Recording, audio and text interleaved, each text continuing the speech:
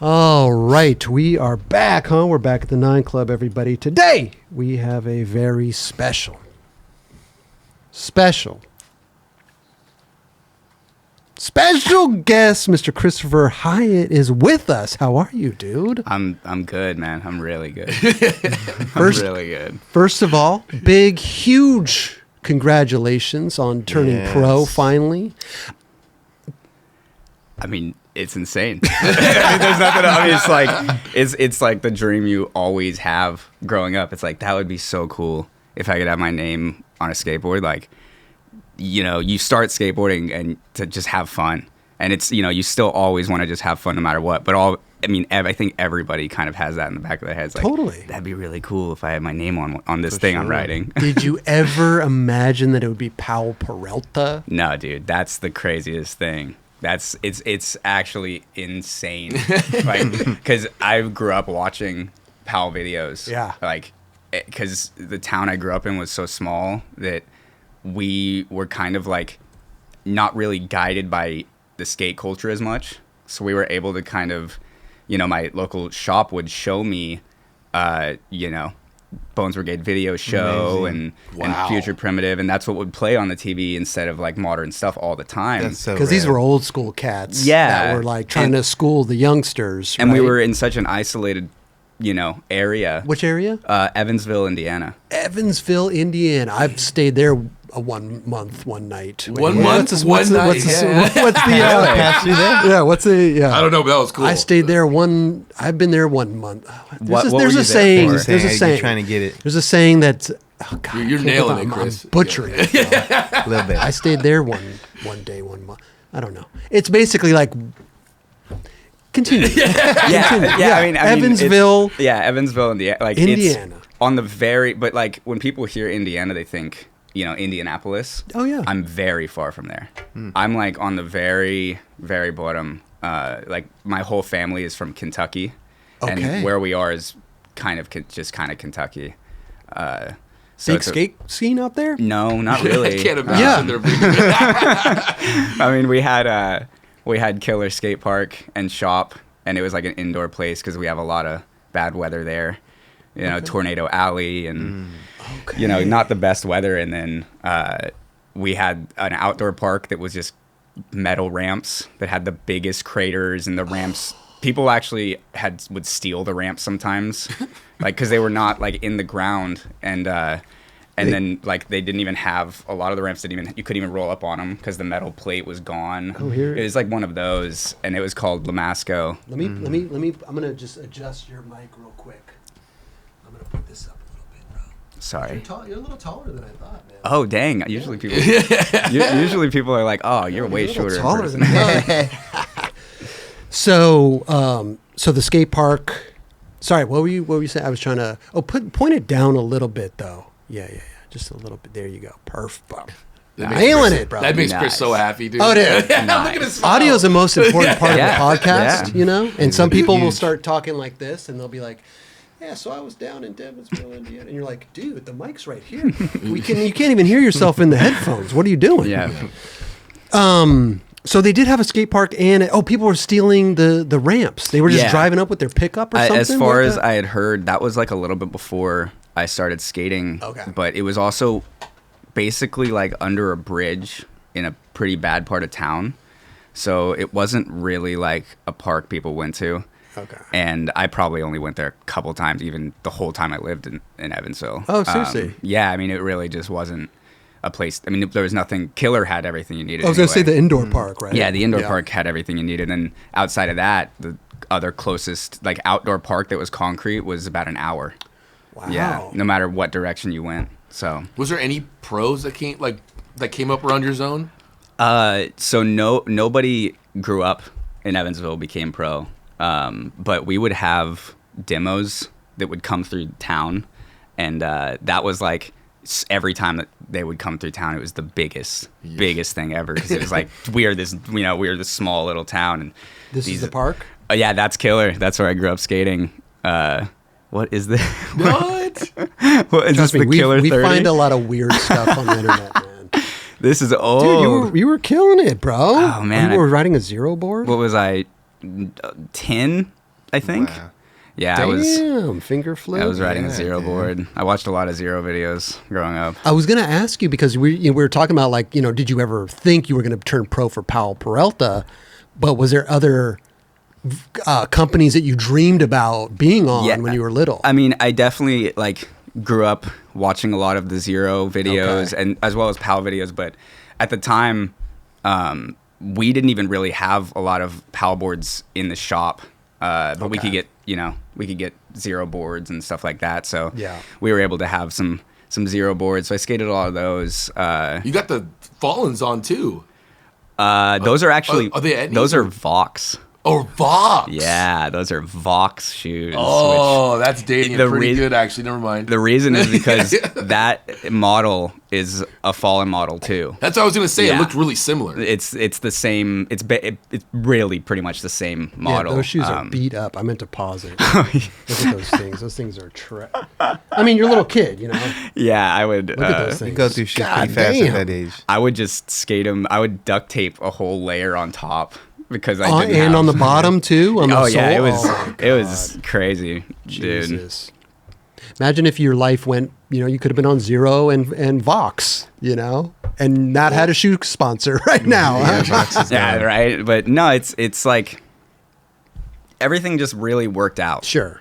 for a reason. And we would have pros come to town, and that's actually how I got on Powell. Oh. Was they came to town Wow. And did a demo here? and did a demo here. How Yeah. were you hometown hero kid? Were you barging the demo and skating with them? So it's really cool what Powell did. That they did a tour. They did 2 tours of it called Let's Go Skate, and it wasn't like, here, everybody watch us skate. It was like, we're gonna skate with you. Okay. And it's such a cool concept because it's like you watch a demo and you get really excited during the demo, especially if you want people to see you skate. You're like this, you're a young kid. You want, even if it's like looking back at it, it's like, it's not I wouldn't do that now, but like back then it was like, I want to get in there. Sure, They're making me so excited to skate. And Powell was like, no, we're just gonna come hang out and skate and do a demo, but like everybody can skate with us. Oh, wow. Instead of it being like, everybody watch me, Do you think sometimes like they do tours like that to maybe prospect a little bit? I can see Deville doing sure. that. Deville's Sure. going out there Deville being would. like, Yeah. this is how we're gonna find some new Deville, riders. he's always looking. Makes sense. right? He's always looking. So. But it worked. Yeah, You it got was, hooked up. I'm assuming Flow. They sent you some boards. After that. yeah. I had turned 14 a couple days before they came to Evansville. Okay. And I guess that day he talked to the owner of my skate shop, Glenn, and was like, "Hey, we're gonna send boards through ShopFlow." And I mean, you guys know how ShopFlow works. It's like you sell the boards and then you get boards if you sell enough, but they have to reorder them. And so I got on ShopFlow at 14.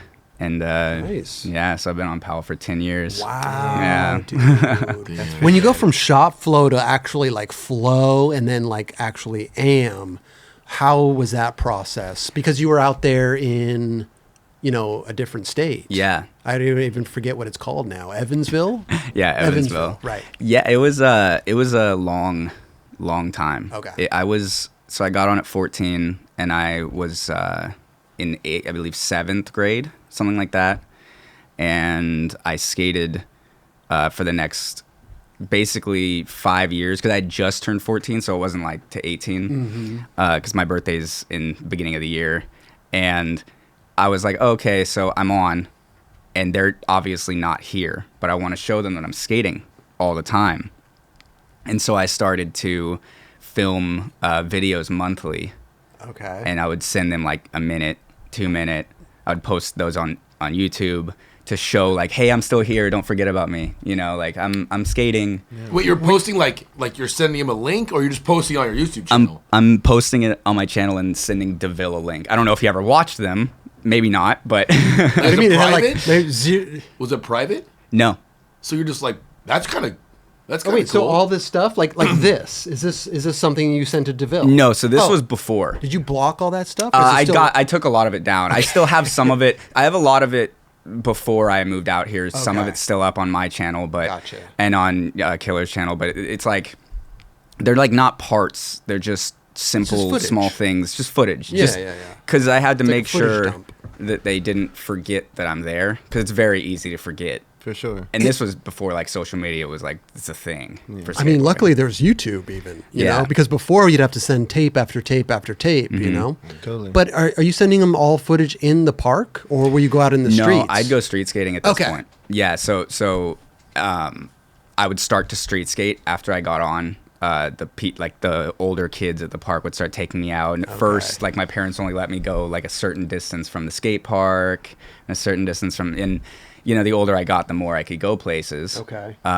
So I did that from 14 to 18. We would go and just film. We would film a shop video once a year too. Oh, gotcha. So I would film like footage that nowadays, like looking back at the footage, I'm still proud of it, but also it's like, oh, that would just be posted. But it's like, I'm still proud of it at the time. Yeah.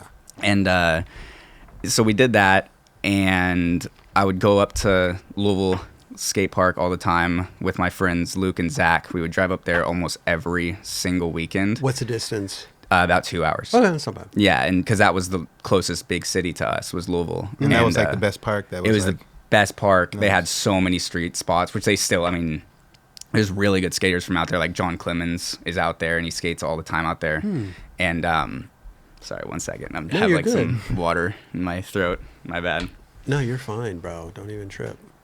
Yeah, I'm trying to think because like Louisville, Kentucky, and was the Louisville? Is that? Are we talking about the one with the full pipe? Yeah, that was the one with the full pipe. Louisville has the full pipe. Gotcha. Yeah, and Okay.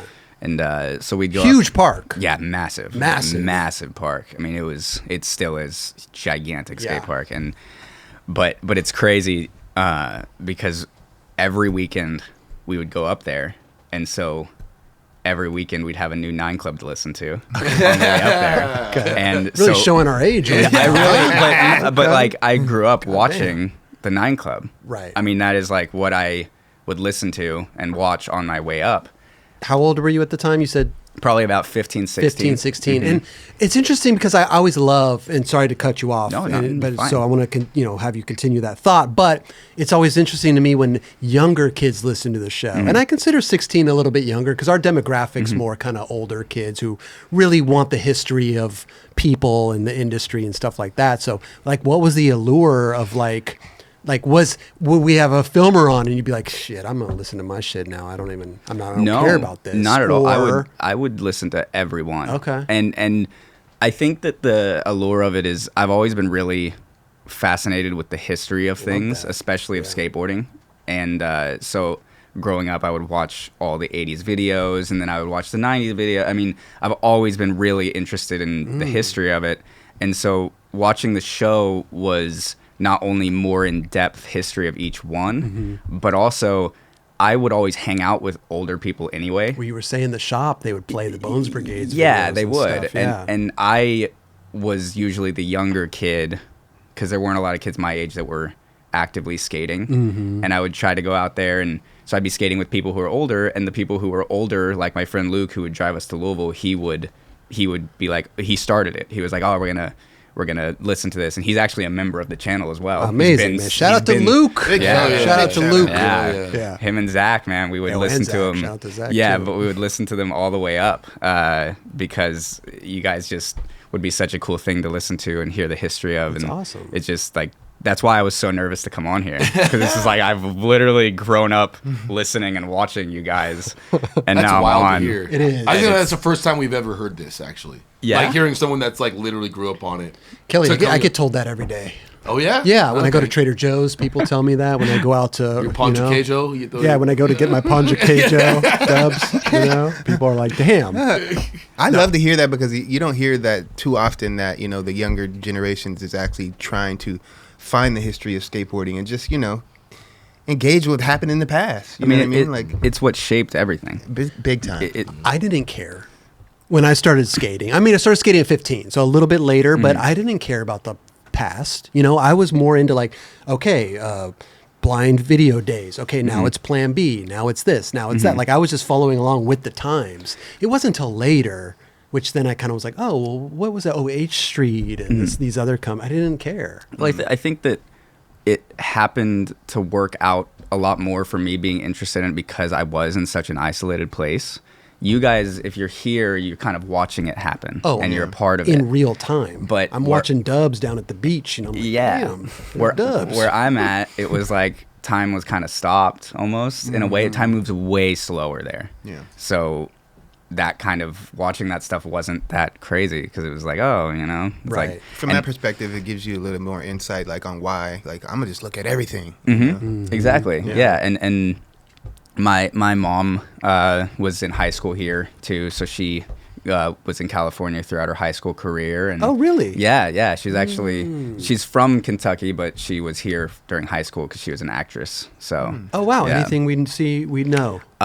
She did a show where she was the daughter of Robert Kennedy. It was like Robert Kennedy in his times, and her brother. It was River Phoenix. No way. Like in the show, so they knew each other. Was it a movie or show? It was a show. Oh. It's one of those shows that kind of probably got lost to time. But yeah, Okay. she did that, and then she moved back after high school though. But so like she knew about California. She lived in Glendale, and she went to Fairfax High School. No way. Yeah, that's where she went. Damn, sick. And so she would Some tall ledges over Yeah, there. Good skate spot.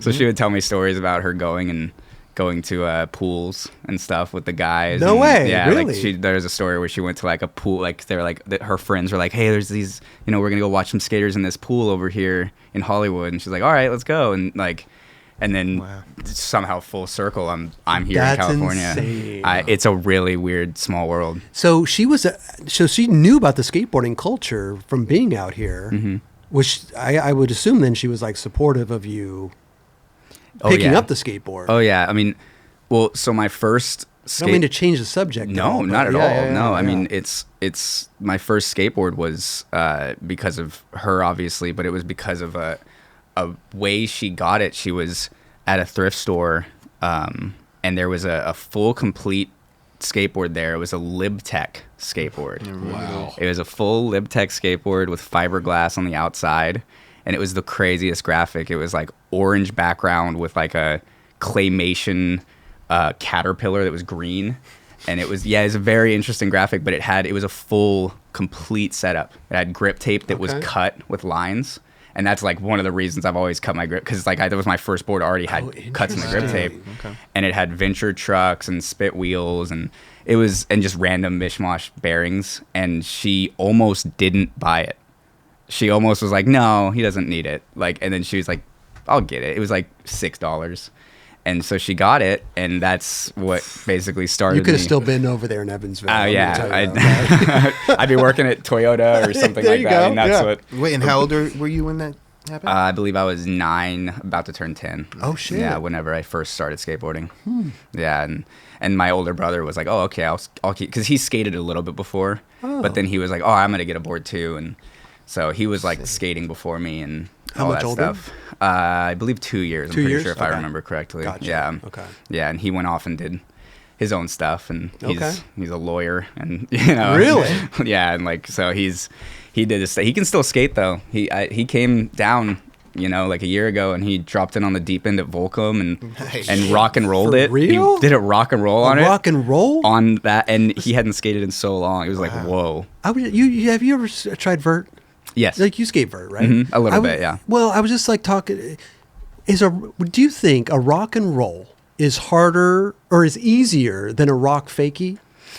I think that a rock to fakie is easier for me Okay. because I would rather, even skating stair sets and ramps, I'd rather land that way. I don't like landing going forward at all. What? I don't like it. Wait. That's the most ridiculous thing I I've ever don't heard in like my it. life. You don't like landing regular going forward? No, In all scenarios or just transition? all scenarios. Wait I'd a rather minute. if I'm skating a stair set, I What? want to land backward. I don't Oh, wait, want are to you land regular or forward. goofy? After I'm regular. You're regular foot, so you'd rather if you ollie, you'd rather 180 a set of stairs. Yeah, I'd rather or- fakie ollie or something like that. Oh, Like I wow. don't, when I can see, like I can see the stairs, which I don't like seeing them that much. Like, and also I never have been very good at rolling forward, but I can roll backward fine. Wow. And I don't know why that is. Like every time I have gotten hurt in skateboarding, it's because I've been going forward. This seems very. I've never heard unethical. I've never heard one person say that in my entire life. And that's I cool, but I don't know. No, it's not, it it's way not cool. No, it's crazy. I just What? don't know how to roll forward very well. Okay, so that question then maybe doesn't pertain to you because you don't want to go. Because I've heard that a rock and roll is easier on vert than a rock fakie. I'd rather do a rock fake. That's what I say. Same. I'd rather But do a on rock vert, fakie. but this is what I hear. I hear that everybody would rather do a vert. I'd definitely rather do a rock and roll. fakie's Okay. way simple. I mean, Yeah, way easier. yeah. To me. Sorry, I just derailed that whole No, you're conversation, fine. dude. What were we talking about? I don't know God what we damn were it. talking Brother about. skated. Oh, the brother and the LibTech board Yeah, and all that yeah, stuff. yeah. So yeah. So you got Yeah. the board, $6. Yeah, it was and like that started nothing. the whole thing. Yeah, it started everything. And, Damn. and then I skated for about a year in my garage and just around because we didn't know about Killer for a while. Okay. And so I skated there, and then when we found out about Killer, our neighbors told us about it. And we showed up one day, and I would do this, like, I would do kickflip, but I would, like, land with one foot. Like, because I didn't even know what anything was. I was just skating to skate. Sure. And so we had these little plastic ramps.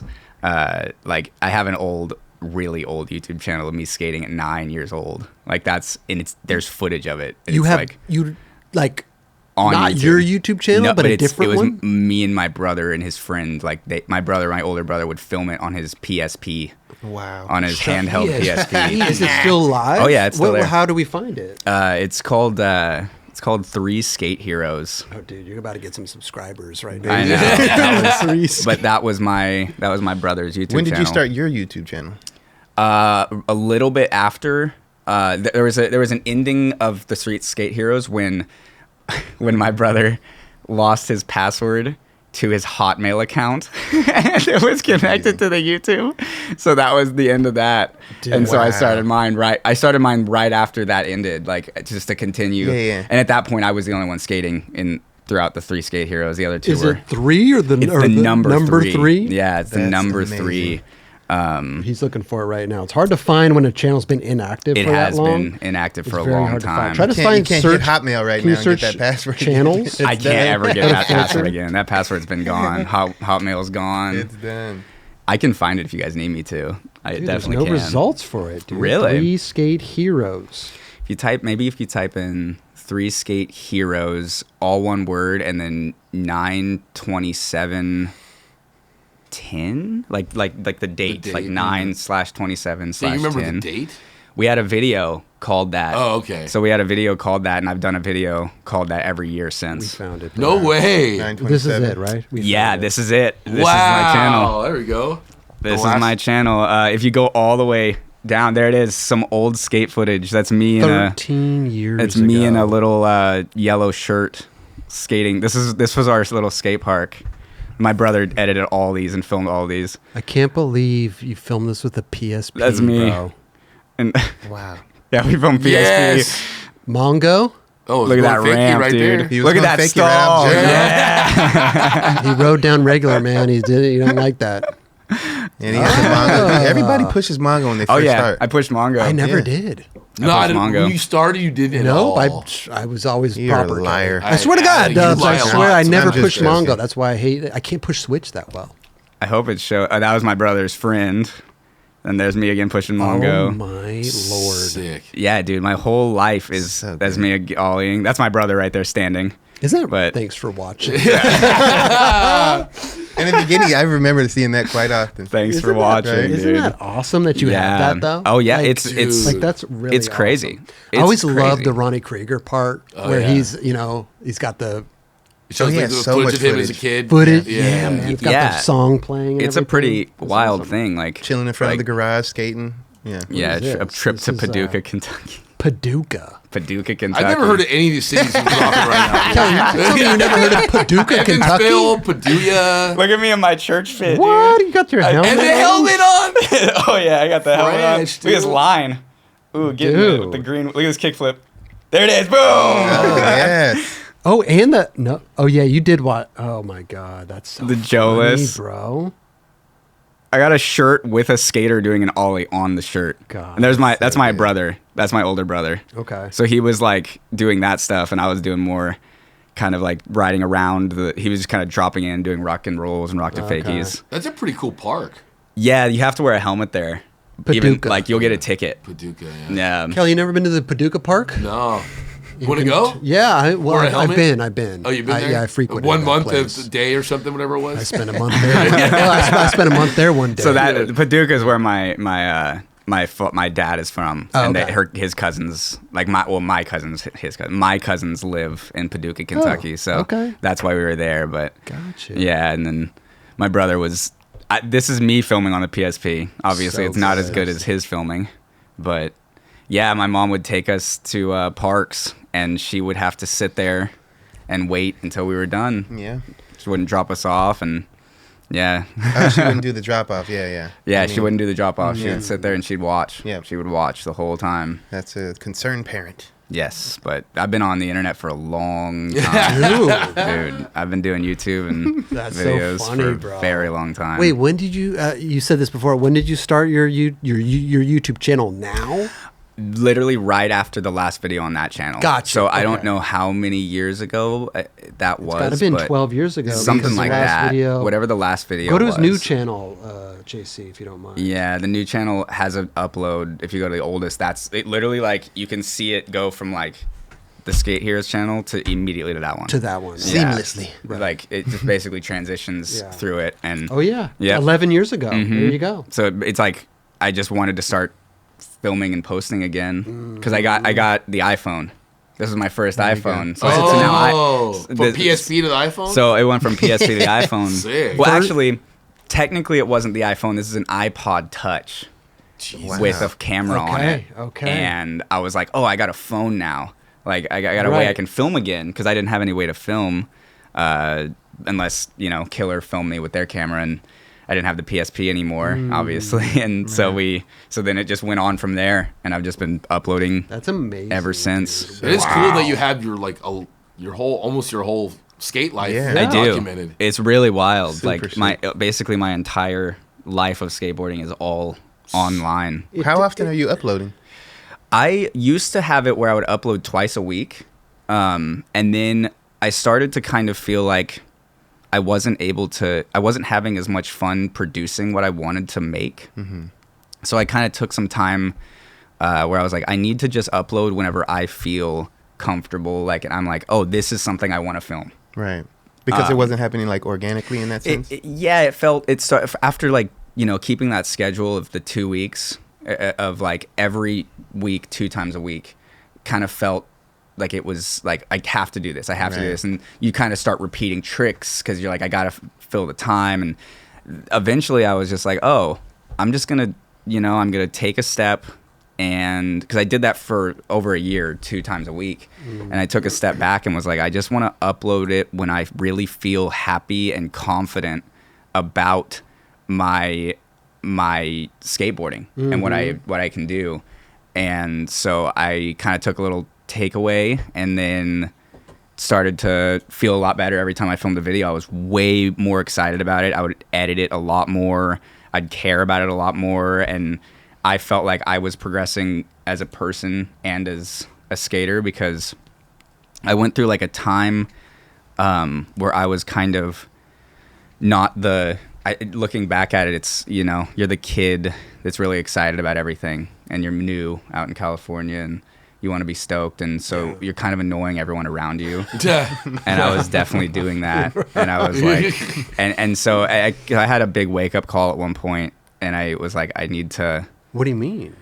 Just basically. Somebody called you out or something? Yeah. But they're looking out for me kind of thing. Tough. From a good space. Yeah. And so I was just like, I need to do something different. And I need to work on myself. And so I started to, like Deville would give me a book called How to Make Friends and Influence Others. And so I read that and then I started to kind of learn about that. And that's another reason why this podcast is different because I've spent the last couple years not talking about myself. I try to not to. Oh, yeah, okay. And like at all. And I do it every once in a while on my YouTube channel because I know that's like the point of it. Sure. But makes me feel a little like, oh, I'm not supposed to talk about myself.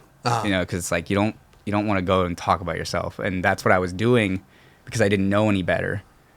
But you're like telling people, oh, I did this trick. I did this trick at this spot. I did this trick. That's it's what like nobody. I'm sorry, dude. Yes, whoever called you, nobody wants to hear that. Yeah. I'm sorry. no, I'm sorry. Yeah. but how I am as a person is I'd rather somebody tell me if I'm doing something wrong, so I can work on it. Even if it hurts, though, you know. Yeah, and I'm young, and I'm like I'm gonna make mistakes, For 100%. and I'm gonna learn from them because I want to learn from them. I'm not gonna sit there and be like, you're wrong. I'm not gonna. So whenever people say I've done something that's upset them or wronged them, I don't want to completely write it off because they obviously feel some type of way about it and have some type of opinion, even if it comes from a place of unjust.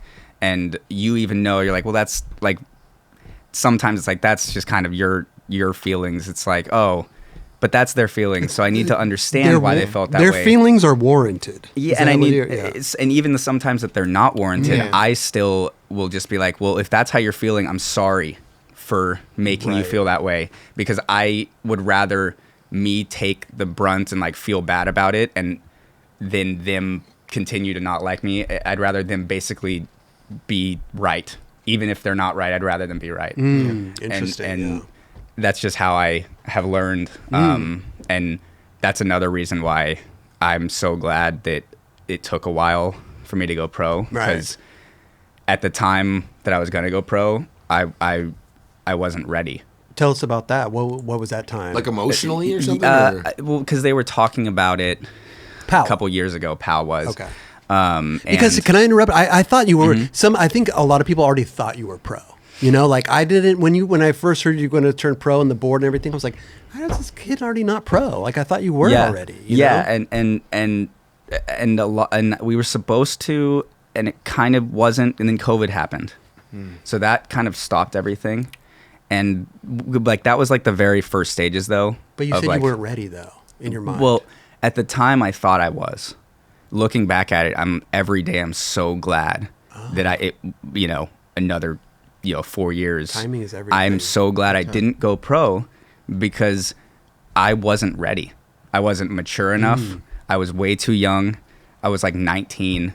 I needed to learn so much. I still need to learn so much. Like, just because I'm pro doesn't mean anything different has changed in the aspect of that I'm a different person or that I'm better than anybody, because I'm not at all in any way. And I think that the fact that I didn't go pro is the most important thing that's happened to me. I said, timing is everything in this industry. It's rad that you can recognize it in hindsight and just kind of reflect on it now and be like, dude, it was supposed to happen now. You know what I mean? Yeah, I think it was. Most people don't realize that stuff. Usually people are like, oh, well, maybe I'm different, but I was like, if they're going to turn me pro, it's like, fuck yeah, let's do it. Like, you know what I mean? Oh, hell yeah. Never I'm like, oh, I don't know, I'm not ready yet. I don't know. It's pretty cool that you could, like, understand that. I'm just glad that it worked out that way, because I was not ready. I wasn't. But what was the other hiccup, though? It was COVID and... I mean, it was COVID and... Was that the only hiccup? It was COVID. Things were changing. We were like, oh, we're going to start working on it maybe and like, do a video part. And it wasn't like for sure, like you're going to be pro, but it was like, it was like, okay, we're going to start working toward it. And it was just perfect that it didn't happen then. The chances of it happening then, no matter how high they were, I mean, I guess they were at some point higher at that point. And I'm just glad it didn't. Yeah. It's so funny because like you said you're in your early 20s, right? Yeah, I'm 24. 24. And sometimes like I didn't turn pro till I was later in life, and you start to get man-am stigma, or like you start to think, well, is it ever going to happen? Is it this and that? Obviously you had conversations with them. You knew it was going to happen. But I would think that at 19, I mean, Dubs, what time? How old were you when you turned pro? 19. 19. See, I was like perfect. Like how old were you, that's Chris? the age. I was like 40. No. No, realistically though. I don't remember, but I was like mid 20s to later 45. mid to later 20s, I Oh, think, yeah. dude. Yeah, because you were like 30 something. No, right? I literally was 30. Yeah. Yeah.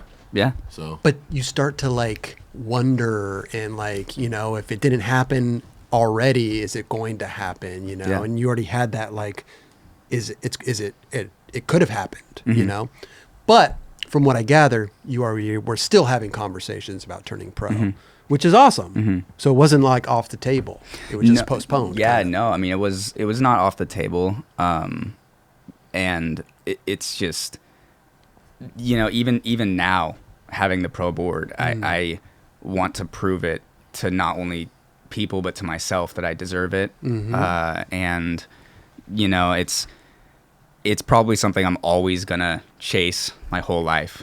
Is, do I deserve this, and what do I need to do to make sure I deserve this and feel like it's worth it?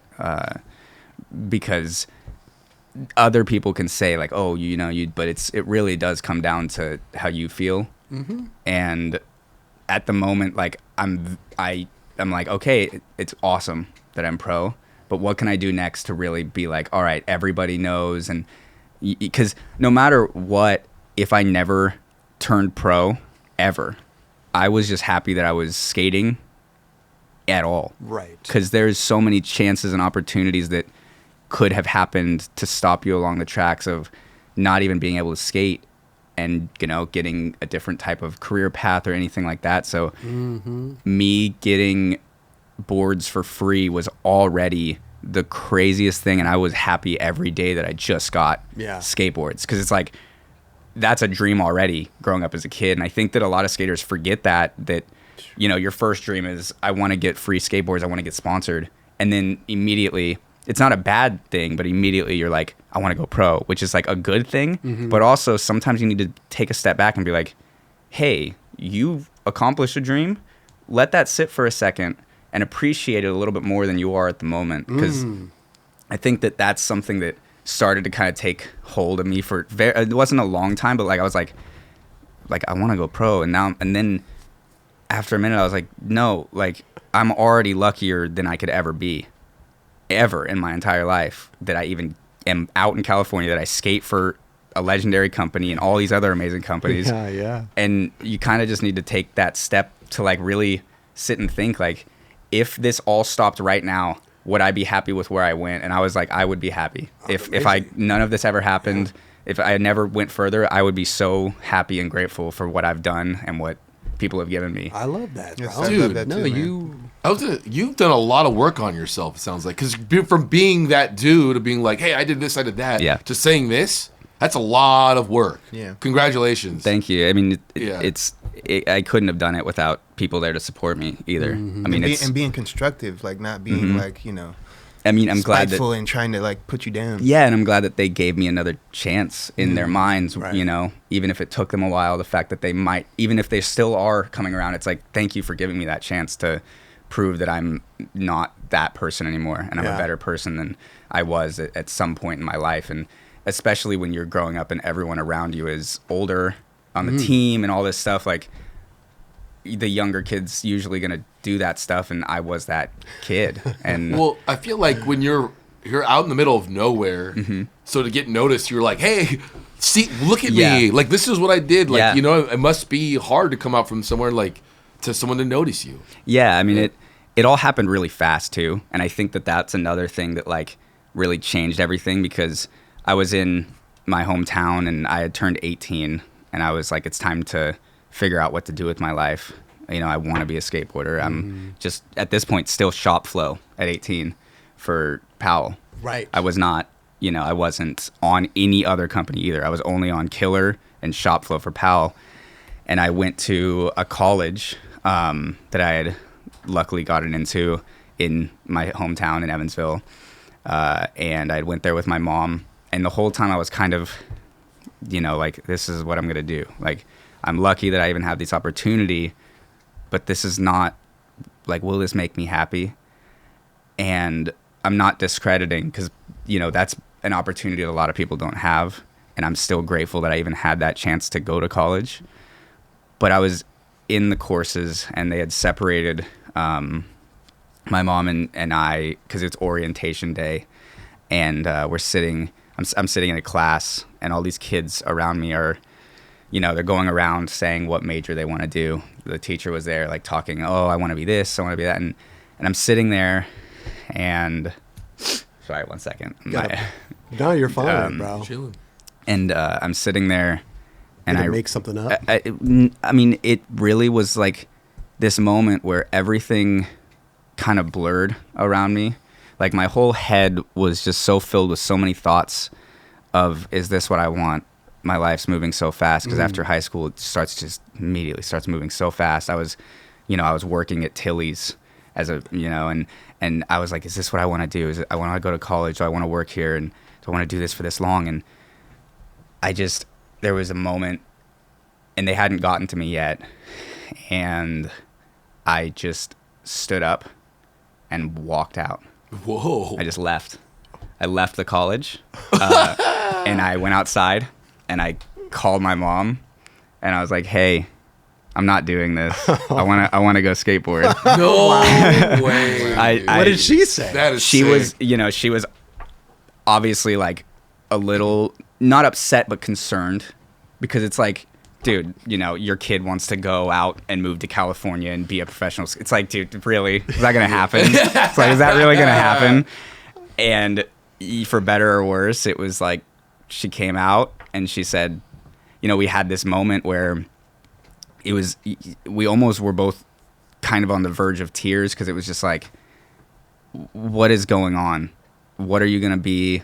Like, she supports me in every single way. She wants me to do what I want to do, but she also is like, might not be possible. And it's only, it's plan A is to move out to California. And she was just like, you know what? If that's what you want to do, then we're going to go try. Yeah. Because she's the best, and she actually had faith in me. And it's like, I mean, seriously, to have a mother that cares and has that much faith in you is something that's incredible. I'm so lucky. Yeah. And so lucky that I have that still to this day. Dude, and you have a lot of things that have happened that are very determined. Like that, your mom buying the skateboard, that like changed your life. You doing that. Yeah. At that, like these life-changing moments. Yeah. I mean, and if you look back at, if you look back at your life and you look back at your life and you look at, I mean, everybody has those moments. Yeah. It's just crazy to recognize them in the moment. Right. That it's happening. Oh, yeah. And for sure. you kind of recognize those moments. And that was one of the times that I knew that this was a turning point, and it was happening. I'm like, this is going to be something that's a part of my story, whether it's, I did go out to California, it worked, or if I didn't, this is part of something that it's going to mold me into who I am. Absolutely. And you're still young enough at that time too, where you could go and try experiment for a couple of years and see if that was something you want, and you could always go back later. Yeah. I was 18. Sure. What were you going to say though, other than like, did you have an answer in mind? Sociology. Yeah. I didn't really even know. Oh, okay. I really didn't know. That's why I said it. Did you make something up? No, like I couldn't even make something. I mean, there was nothing. It was like I was sitting there. I think that's the other thing, like thinking about it now, I'm like, maybe I was thinking of trying to make something up, and I was running through all the possibilities in my head, and none of it was like anything I would ever want to do. And that's like, that probably was another reason. It was just like, this or criminology or English or history. It's like no, it's like none of it. And just skateboarding. I would have made something up. I just left. Sure. Yeah, I don't. He stumped and just left. I just left. The whole room was like while your name, they called your name or got to you. It was right before they called me. Oh, okay. And I just stood up, walked out. I wonder what those kids are doing. I mean, I'm sure they're. You're like, I'm Christopher Hiett, and that would have been hilarious. What do you want to be? Out of here. I'm leaving. Thank you. But yeah, it just like that moment, and so I came out here for a week, and didn't you stay with Deville though? Yeah, so that was later. So this is right before I stayed with Deville. I was like, all right, I'm gonna go out for 1 week. And my mom was going to come with me because she hadn't been to California since high school. Oh, wow. She was like, oh, okay, you know what? I'll go. Well, this will be your graduation kind of last Hail Mary, your gift. And so I came out here for the week, and I pulled up to a stair set right across from where the barracks was, the brick stair set. And I don't skate stairs, dude. And they're all skating the stairs. Deville's filming, and I'm like, I'm gonna do some stair tricks, I guess. So I'm like, Benihana, because I grew up where that wasn't like you couldn't do it. We're such a small town, you know. It's like everybody's super supportive. That's why I skate the shape board. You know, it's like everybody's just like, it's not a weird thing. Yeah. Everybody does it there. Everybody has a shape board. It's like not a strange thing. And here, if I had grown up in California, I might have been pressured to be like, oh, it's just a popsicle. Like everybody does it. Yeah. But there, it's like, dude, everybody has a shaped skateboard. Everybody's skating those. Like the owner of the skate shop was skating the Vallely, street axes. And I mean, it's like, that's just what it was. And I came out here and I'm like, Benihana, and then tuck knee, and then backside 360 nose grab. Those are the tricks I did down the set. But wait a minute, were you riding the shaped boards when you came? At that exact moment when I was doing those tricks, I didn't have the shape board because I didn't know if that's like, because at the time the shape boards were just when I would want to go and have fun. Okay, so Powell was sending you both? Yeah, so Powell would send me just the regular boards, and then I would get a shape board. Oh. I would buy one that was a Powell board. Oh, okay. And why wouldn't they just send? Did you ask? Well, no, it just wasn't. It was because that was just like the fun board. Like we would go out and like when we were skating park, and we're not trying to do like all these crazy tricks. We all had our shape boards, and we were just like, oh, let's go do a lean to tail on the ramp, and just because it was just so much fun. Mm-hmm. And I always skated them. And when I came out here, that week was a wild week. I did the stair set, Benihana. And then did a Benihana down the stair set. And did anybody clap for you when you did the Benihana? I think so. I don't know. I mean, it was like, because John Bradford was there. He's amazing. That guy's so good at skateboarding. It's like insane how good he is at skateboarding. He's also a great person. And I did the Benihana, and they're like, "Oh, John," because he would do Benihanas, and like they were making fun of him for doing them at the time, and he was like, "Oh," like so it was like it worked out. It was like a fun little. Yeah. And then we went to one more spot 2 days later, and this was like my last day in California. We went to this roof spot in Glendale, the green roof or whatever. It's like a ledge over. Oh, it goes down. Goes down. Yeah, yeah. And it's like, this is such a cool spot. And so I kickflip back 50'd it. Mm. And I was like, oh, that was cool. I did what I wanted to do. And Deville was like, oh, I want to come back and shoot an ad of you doing something here. And I'm like, oh, if I ever make it back down. And he's like, no, why don't you just come live with me? And this is my last day. At that point, I had done the things I wanted to do. And I was like, if this is as far as I've gone, and this was my chance, I tried my hardest, and I had so much fun, and I'll always cherish these memories forever. Uh-huh. And I'll always love them, and like, if that's it, then that's it. Sorry. Fine, bro. And I was like stoked on it. Dude. And then all of a sudden, Deville was like, he's dropping me off with my mom to pick me up, and he's like, hey, you want to come live with me in my closet? And I'm like, what? That sounds like weird. Yeah. I would have been like, no.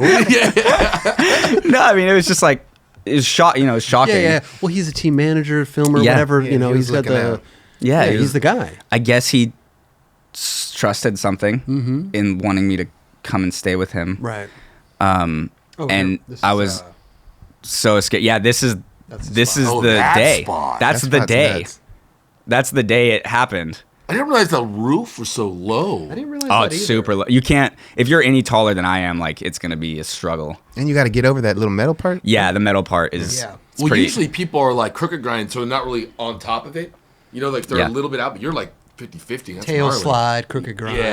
Yeah, and like, so the spot was really fun, and I did a trick there, and Deville asked me to come stay with him in his closet, and I was like, this is nuts. I love how you keep throwing that part in. I know. Well, it wasn't like a normal closet either. It was a really small closet. Dude, JB Gillett stayed out here with Robbie McKinley, and he lived in Robbie's closet for months. It was a great closet. Yeah, there's a bed set Ryan. Ryan's right there, and Greg, and there's Charlie. Like, it's like people like that, I skated with for so long. There's John Radford, all stoked. It's like, dude, it's still like the same, like seeing everyone. Same crew. Is that a skate stopper on there, or is it just like a? Oh, it is. That's a skate stopper. In fun, Ben Hatchell tray flipped over it into the thing. Oh my gosh. It's nuts. It is so far. It's so far and so steep, and it had only been kick flipped by Figgy. Okay. And like then Ben Hatchell just tray flipped. It's like, what? He's so good. Dude, Gnarly. he's I feel like so Fun was a good. gnarly video. Ben Hatchell filmed that in like 4 months. His part. He was on fire at that time, bro. It was he's incredible. Yeah, he's super good, man. incredible. And so Deville took us there because he was like, oh yeah, this has been tray flip. We want to try something there. And I was like, yeah, why not? And so then Deville asked me to come move out there. And That's totally a Deville spot right there. Just such a Deville, like, gnarly. Only gnarly spots, dude. yeah, dude. Well, it's changed a little bit now that we do YouTube, but yeah. And no, then, respect all. Like, he's so, awesome. So I did that, and then we found out I didn't know anything because I was a kid from a small town, but that trick had been done before, the kickflip back 50. Oh. And I was like, oh, okay, we'll just post it then. Like I didn't care. I was just like stoked, and so I took the leap and I moved out to California. I thought Deville said he wanted to shoot an ad. Yeah, so he wanted to shoot that. But was it had that been even done. a click in your mind? Like, oh wait, an ad. Yeah, well it was, but I was just like, oh, maybe I have to like come back another time and like, Okay. but I don't have anywhere to stay. Yeah, And yeah. I didn't know I didn't know anybody out here except for that exact moment when I started meeting people, but I didn't know anybody, so I couldn't like stay on a couch or anything. And then he asked me to stay, and I told my mom that he asked me, and she was like, "What, are you gonna do it?" And I was like, "I think so. I think I'm gonna do it." Yeah. And that's it. Plan A or nothing. Like if I don't do it, I got to move all the way back, completely start. Like this is what I want. I'd rather, Those leaps, man. just gotta take it. It was really scary. Yeah. Really? You drive out there? My car made it a little bit, and then A little What? bit. yeah, I was like, I drove a little bit, and I was like, this is not gonna work, and so I shipped my car out and flew.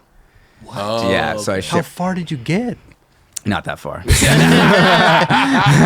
Before he's like, I'm turning I around. didn't do that. So then I had around to. the 10 freeway. Yeah, so and my family doesn't know much about cars, so I didn't know anything about cars either, and so I changed, I shipped it out here after we got it fixed, and that took a little bit. And at the time when I was living with Deville, we would skate on the days we would skate, which is Wednesdays and the weekend. It was both Saturday and Sunday at that time. It was Wednesday, Saturday, and Sunday we would skate with the team.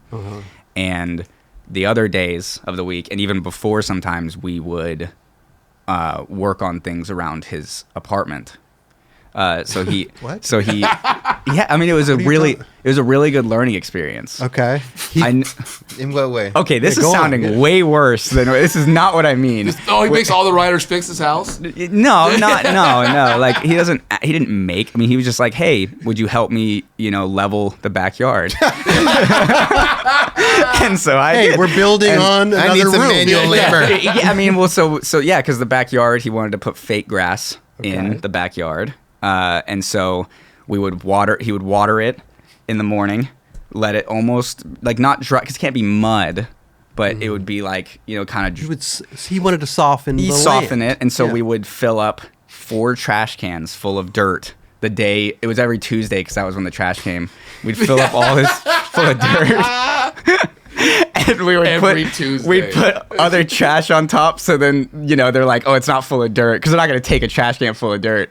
So we'd put other trash on top, and that took like months. You'd think like, oh, we can level this thing fast, dude. It takes so long to level. It was like we had to go from like here to like here, and it At took least, like, forever. 12 You got a 10 big inches, backyard, huh? yeah, bro. It was months. I mean, it was every Tuesday and sometimes Thursdays for like months. Okay. Like the whole time I was there, we leveled that backyard. It looks fantastic now, by the way. It looks really Sick. good. What I'm other proud home, of what it. other home improvements? Yeah, did so you do? I'm Yeah. like learning all this stuff. I'm learning how to level up backyard, and because I didn't know any of this. I mean, I didn't know how to even use a power tool at this time. Jesus and I'm like Christ, learning all this Deville. stuff. And then these I've other never heard this story then, before. then all This is these he has another unit that these people had just moved out of, and they had like destroyed it. And it's like he lives in a complex that he owns, yeah. and so we're fixing the unit on the bottom. So we went in there, and I learned I had never done any of this stuff, and I learned. So I painted the walls of the apartment. I repainted all the walls. We changed all of the faucet handles and the shower head. We did all the light switches. We did all the doors. So we like had to redo all the doors. So I learned how to do all this stuff. And then we ripped out the floor. Ooh. And I also repainted all of his stairs going up and his front porch after scraping off the old one. So like I learned all this stuff, and that was like I got to stay there because I was helping him out. I mean, I was gonna say we are laughing at this, but you're staying there free rent. Exactly. You're going skating every day. You're trying to get on Powell. It's amazing. It was like I was still so I was so lucky. It's a good trade-off. And I was learning stuff that's really important to learn. You know, it's like I'm learning how to do this stuff, and so I'm sure Deville's like, hey, just in case it don't work out, man, you can now level a lawn. Yeah, and then at night we would just watch a show. We'd just sit there and we'd watch a show after all the work, and funny, bro. and that was what I did for a couple months, and then I moved to another place. You're like, I'm out of here. Well, it was just like, you know, I had been there for a while, and it was like time for Deville and his girl to like have their space, and I was like, oh, I'm gonna go, and this other person had offered me to stay with them. So I stayed with them for about a year and a half, and then I moved.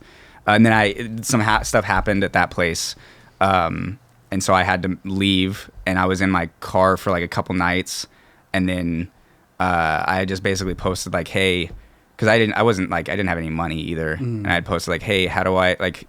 I'm gonna start getting a job, but I need to like have a place to stay. Is there anybody who can like let me, use a shower or anything? Would you post this on Instagram or something? Yeah. Really? Okay. Just on my story. Oh, wow. And my friend, one of my best friends now, Lando Visions. Lando's awesome. Immediately DM'd me and was like, get over here right now. Because I was just in my car. Cool. Wow. And I just showed up on his step with like a briefcase and a board and was like, all right, you're going to stay here for now. Like, if you want to find something you can, you let me pay really low rent at the very beginning until I got on my feet. Okay. And I still live with him now, 3 years later. No way. 3 years later, and now we're chilling, and it's super sick. And wow. Yeah, it's like he let me, he gave me a chance, and he was like such a cool guy, and like he still is. And it's just like, but I was in my car for like almost a week before, which is fine. I was still in California, and I was grateful, but I was really lucky that he contacted me immediately, and it just worked out so well. And so I still live with him, and he's great. He's awesome. Lando's awesome. Yeah, shout out to Lando Visions. It's funny that you mentioned, because like, and I find this fascinating, because I think in this day and age, teams sometimes aren't as teamy, quote unquote teamy, as you would think that they are. But I think Powell does a great job of like you said, you skate on Monday or Wednesdays and Saturdays and Sundays. It may have changed now. Maybe now it's Wednesdays and Sundays. Okay. But the fact that you're getting together with the whole team, and like maybe not all the team, what I mean, maybe Cab's out doing something else, but you know what I mean? Yeah. But for the most part, you guys are all skating together, which I think is awesome, because I think a lot of teams try that. Like Skate Mafia had their like Saturdays or whatever. Skate Mafia Saturdays, and then Chocolate for a little while, Girl, they would have their weekdays weekdays. But 0 Sundays. It's kind of few and far between, I feel like, with some teams, and I think that's awesome that you guys really make it a point to like get together and skate, because you can see right through just a team that's been put together. Yeah. You can see when everybody's friends and having a great time, or if it's just fucking curated. I mean, we've been through a lot together. Yeah. Yeah. Like the main couple that have been there we've been on for a long time. I mean, I've been out in California just for 6 years alone with this, and there's people come and go, and that's fine. But the few that, the ones that stay, it's like, dude, we've known each other for so long. We skate with each other all the time. It's like kind of a crazy thing. That's awesome, though. We're just like a crew, and Powell's so cool about that too. Like, we show up to events all together, and it's not like we're like, oh, we got to show up all together. It's like, oh, we're already all together. Yeah. It's like a lot of times it happens really naturally. We're all together skating somewhere, and we're like, oh, there's something happening over here. Let's go to this skate park opening or this. It's like, it's such a cool team. I mean, it's literally, I couldn't be luckier to be on such an amazing brand, not only for history wise of how much I love Powell Peralta. I mean, I love Powell Peralta, and like Stacy is literally one of the best people I've ever met in my entire life. I mean, ever, dude. That guy's amazing. I love Gleaming the Cube, by the way, too. Let me tell you that right now. And he helped with that movie. And like, I mean, I grew up watching Lords of Dogtown. Like, it's like, dude, Stacey Peralta. I know. You know? And then George Powell. It's like being under those people was like the craziest. Like, what? Is this my life? This is wild. And, Yeah, man. and so it's every day, every single day. I'm so lucky. I love that. Dude. Every day. God, it's such a breath of fresh air to hear that, you know? Because I think that also too, like there's kids that just want to be sponsored by somebody. Mm-hmm. You know, they don't really care, or maybe they have a choice between 2 or 3 people that they, you know, it's like I don't know. It's just rad to hear that. you Yeah, know, that I mean- there's, you know, you're like amped. Yeah, I mean, they've stuck with me for 10 years. You know, great, continued. I mean, even when they didn't see me for, you know, Right. 4 of them, Sending links straight, over sending there. links, and Yeah. like they still stuck with me. Yeah. It's like that's pretty awesome that they still stuck with me after all of that time. And I don't think a lot of companies do that. Don't think they do. There's very far few. Yeah. Yeah, we're very few. very tight knit over there. Girl and Chocolate are very tight in that aspect too. Yeah. But I heard Santa Cruz as well. okay, yep, Santa Cruz. I'm sure there are companies. Yeah, we're yeah. not. I'm not discrediting any No. other No, not company. by No. any. But also, what happens too is like the older we get, the more distance becomes. You know, the more people get in their lives, and then that's when the team starts to not fracture per se, but like starts to kind of grow apart. And because back in the day, we used to skate together all the time. You know, we'd meet at courthouse or this, or go on sessions or filming for videos. That's another thing when it's a really team gets together. So I don't know. Again, I just think it's rad that you guys make it a point. It's not fabricated or anything. You guys love skating with each other, Yeah. and you guys make it a point to stay skating on those days. Yeah, and so we skate on those days. We do YouTube videos. Yeah, and that's another thing. yeah, which is awesome. I loved it. I mean, I grew up watching YouTube. Yeah. And doing them is like, I've always done them, as you saw. Totally. Always. So it's like, perfect. Why not? I didn't even know that. Yeah, I've so, always yeah, done this- them. yeah, and yeah. so it's like, perfect. Why not do YouTube? Why not be in front of the camera? And then we just started working on a Powell video. We just started. So that will be cool. But I actually have a video part coming out this summer for Fallen footwear. I was going to say, because I don't know if you, when was the last time you had a video part? I had a video part for Powell on the barracks like 4 or 5 years 4 or ago. 5 years, okay. Yeah. So it's been a while. It's been a while just because, you know, you go through different areas and different people, and then Fallen found me also through Killer, even though I was living out here. You know, Glenn, who owns Killer, sent them my footage and was like, hey, he lives out in California. Like, he kind of fits your style. I wear all stripes, and I have my hair dyed, and I wear makeup. And he's like, this kind of fits you. And they're like, okay, we'll send him some stuff. So then they started sending me some shoes, and I met up with them at a demo that they did at the California training facility. And I got on Fallen, and I did like a little intro to Fallen video for them Okay. a while back, where so this is Barracks. my barracks part that I Right. did. And, you know, looking back at it, it's like, I've grown so much as a person and as a skater that a lot of this wouldn't be in a part anymore, but it doesn't really matter What do you now. mean? Well, because like, I feel like I've gotten better. Oh, okay. And Well, that's what happens, right? yeah, and so like it's like I'm excited for everyone to see what we've been working on Right. with Fallen. I mean, we've worked really, really hard on this video. We've gone to multiple countries. We've gone to Costa Rica, Germany, Argentina, and we've been filming, and it's coming out really soon. And I'm super stoked. It's me, Dalton Dern. Dalton, I was gonna say. Wait, yeah, dude. Dalton is- If you thought the part that just came out was incredible, Dude. this part, I'm telling you right now, he has amazing parts. I mean, everything Dalton's ever done is incredible. This Fallen part is unbelievable, dude. I mean, That's I've tight. never seen anything like it before. I can't wait. And then we have Nolan Miskell, who's just got on, and Okay. he's in the. So it's mainly us three. Oh, wow. Sick. So it's Nolan, me, and Dalton. Okay. And the rest of the team is going to have a lot of clips in it, but it's like us three have full parts, and I'm like, that's what I'm most excited about, because we have a lot of stuff we've been working on, and it's going to be, I feel like when that video comes out, I can feel a lot more like, okay, I've kind of proven what I can Right. do. Well, this will be the first part that comes out since you're pro, too.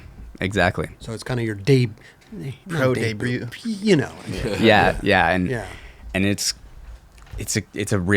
been a fun time. I mean, it's, you know, working with Kevin Marquise, and he's the filmer and editor, and then Willow is our photographer and team manager. Crazy. We have Daxter, who helps run the company, as well as Chad, who helps run the company. And it's like, it's such a cool thing to be a part of, and to be working on this video is just, I mean, all the trips, like they were the first people to ever take me out of the country, and it's like, dude, I'm out of the country skateboarding. This is crazy. And like, where'd you go?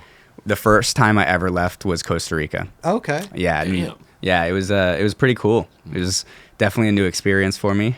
First place I went to was Barcelona. Okay. That was the That was my very first time out of the country. You liked it there?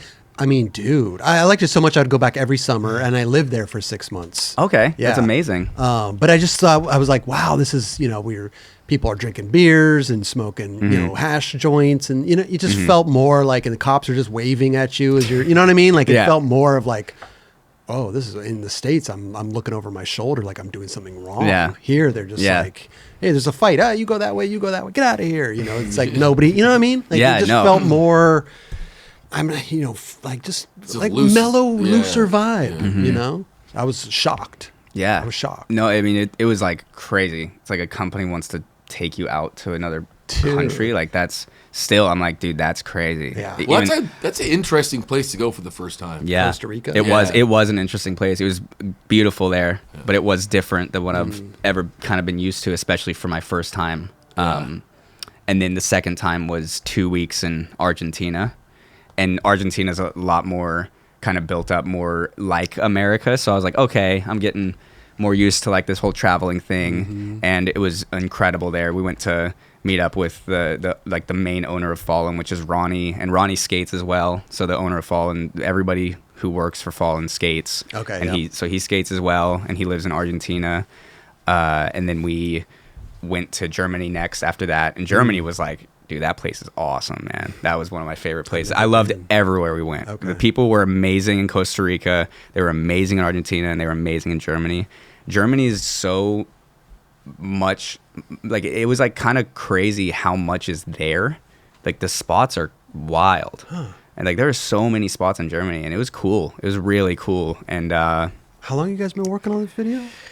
we've been actually working on just this video, because we had a tour video come out for every single one of those places we went. Gotcha. So just the regular video, it's been like 2 years, 2 years. Still, of like it's just good. the Yeah. regular, Okay. just straight, like just us three. And Nolan's only been, Nolan has like a full part, and he's only been on for like almost a year now, and he's already almost, like, dude, he stacks footage so fast. It's crazy. What about the Powell video? How long have you guys been working on that? So everyone's kind of done their own things throughout. Like, I've been doing the Fallen stuff, and we just kind of were like, oh, maybe we should do a Powell video within the last, couple months. So we have clips for it, for sure, that we're stoked on, but we want to make the Powell video like an actual big thing. So we're going to take our time on it. And kind of try to create something that lasts, because skateboarding is like, I love those kind of videos. Like, there's so many amazing skateboarding videos that are coming out nowadays that are just like so sick to watch. And I know it's kind of more of a lost art than it used to be, which is sad, but that's just, there's a need for it. There is a need for it. There's people like me who really care about that stuff. And I can still sit and care about the social media just as much. Absolutely. But I'm not going to choose one over the other, because I still did grow up watching video parts. And so I appreciate both of it just as equally, but it's nice for me to be able to work on it, because it's like, it feels really accomplishing. It's like a crazy feeling. I mean, you guys have all had so many parts, and it's like, a lot. You remember, you see those you see those parts and those clips, and you remember exactly everything about that day. Not Chris. Chris does not remember anything. I know that. There was one time where I did a 5-0 heel flip shove it out on the beach. It was in it was in Yeah Right. It was in Yeah Right. Yep. I forgot. Really? Yeah, and so I needed footage for some other video, and I called up Ty. I was like, Ty, you remember that 5-0 heel flip shove out on the yeah, I need that, man. I'm going to use it in somebody. He's like, Roberts, that was in Yeah Right. And I'm like, oh, my bad. I forget. Oh, really? Oh. Yeah, that was in the My bad. That's crazy. But I forgot. So you don't remember like what led up to the switch flip, switch Manny? Like there's certain things that I do, right? But Like there's certain things that I don't. Interesting. Right? Like some video, some stuff that was in Listen. Yeah, it's just. Well, that was old. It's old, but still, like you. Some things I just do and some things I don't. It just depends. Yeah, I mean, some days are just ordinary days, and you go out and get a clip. Yeah. And there's really nothing that's interesting about that day, right? Yeah. I kind of think it's interesting because skate videos are like a time capsule. Yes. You know, it holds not only a period in skateboarding, but also a period in each person's lives. Yeah. So when you are a part of a video and you look back at it, it's like looking back through an old family photo album. Totally. My favorite video that I'm blessed to be a part of is the Hot Chocolate Tour video, because that is more of like that was a month of our lives put together in a great little tour video, and we had a little bit of time after that to film more clips for our parts. So that to me was like, yes, it was like that's the month.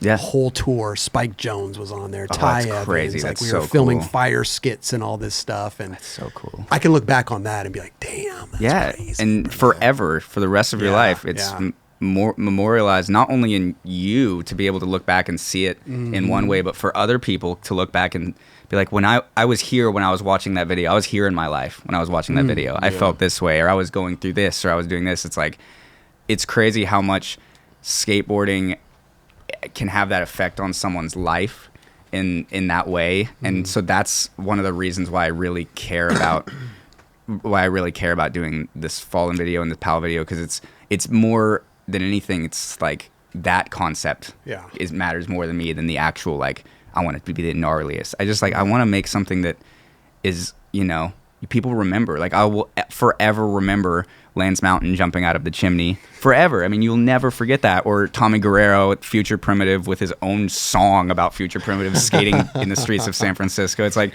you forever remember certain things that have changed you in ways you don't even know have changed you. And it's just such a cool thing. I mean, it really is. And that's why I wonder these days, like, are the kids nowadays even getting to experience something like that? You know, I mean, obviously for us growing up, a little bit older than you, but the repeat of the video in the VHS player then switched to DVDs. Like, I watched the Plan B video, virtual reality. I don't even know how many times. I knew that video click for clack. I knew what part was coming. I knew everything about that video. I knew when the person hit a pebble and it bounced off of the screen. You know, I knew everything. Yeah. And I don't know. It's a question I can't answer. I don't know if the kids are getting that nowadays. But hopefully, with parts like you're coming out with in videos that really, man, like, it's needed. That's all I Well, like, do you think kids are more looking at those type of things or like watching your YouTube channel? Well, I think that it's a really interesting thing because it starts, I believe, as watching the YouTube channel. You know, you're watching the YouTube channel, and it's like a constant everyday thing, and you feel really a part of that person's life. You could build a community. You build a community, YouTube. But then when you're talking to the community and they're there with you on the sessions that you're filming something for your part, they really feel like they're in the video. So they're excited for it to come out. So doing the YouTube actually kind of makes it even more important to do the video part, because you're going out there and you're filming stuff for the video, and you're showing like, oh, this person's trying something at this spot, but look at this spot. Here's his warm-ups. Can't wait to show you the video. And then that person, like a kid who's never even seen like full lengths and remembers them, and is a new kid and only a YouTube watcher, is now looking forward to watching that first video because he's like a part of it. Yeah.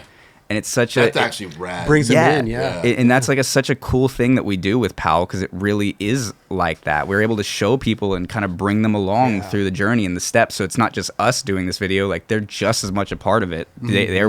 They watched it when it came out. They felt like they were there because they basically are there. Without them, we wouldn't be able to do this.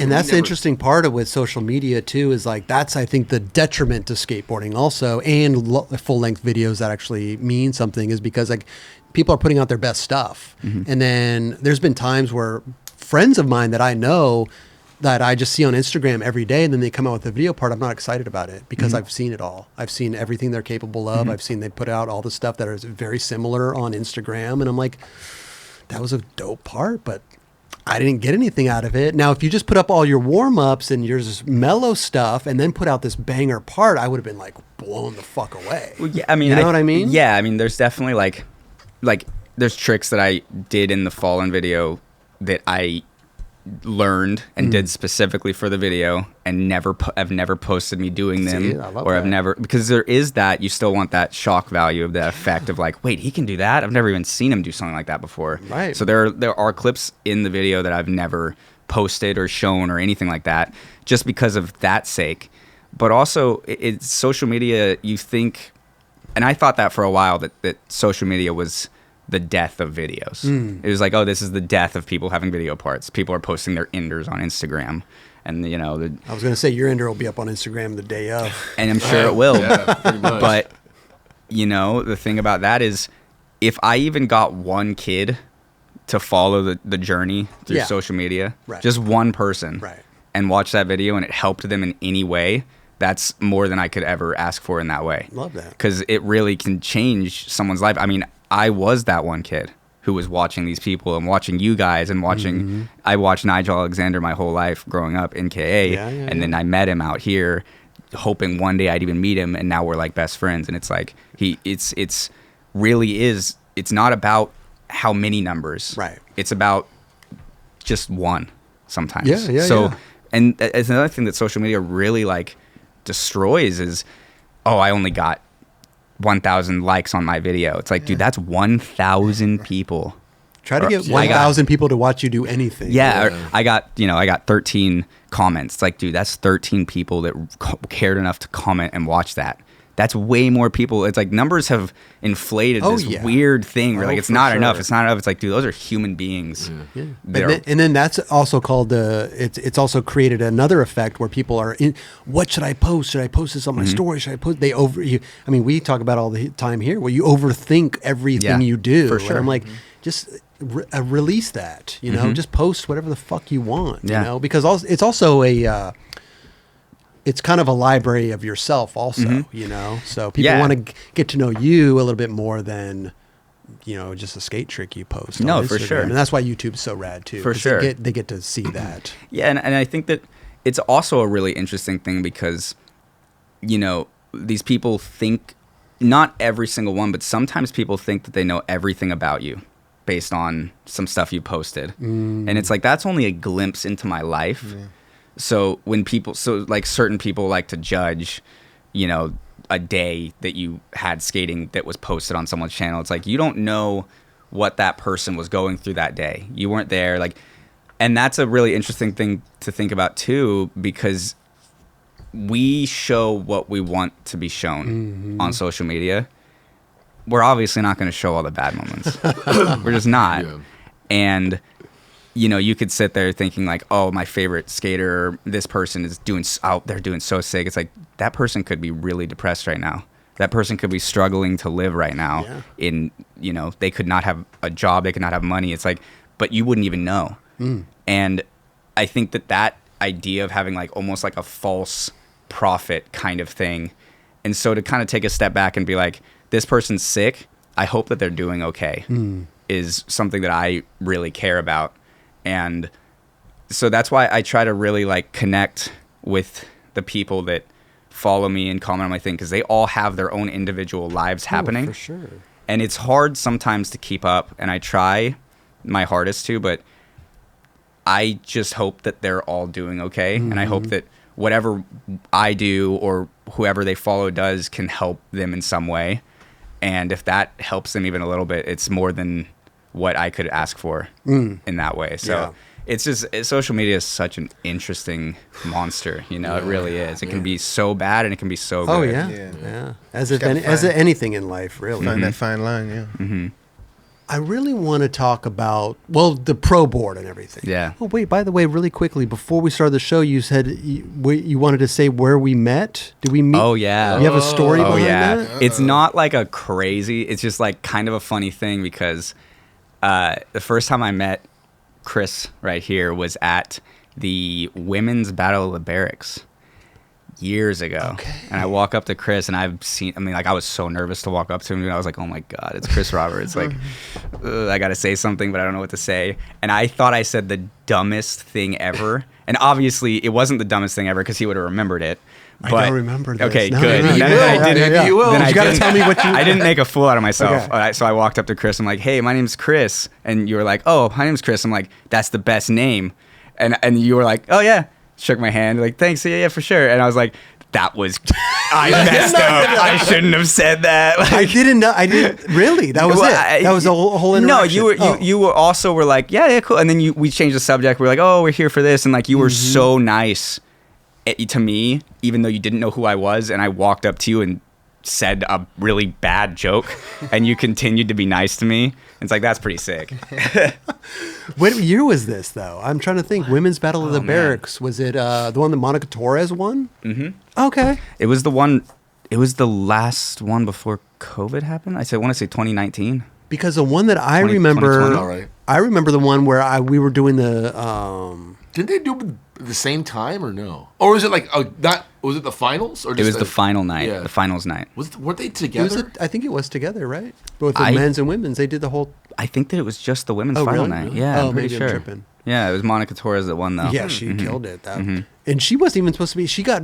Well, that's a whole other story.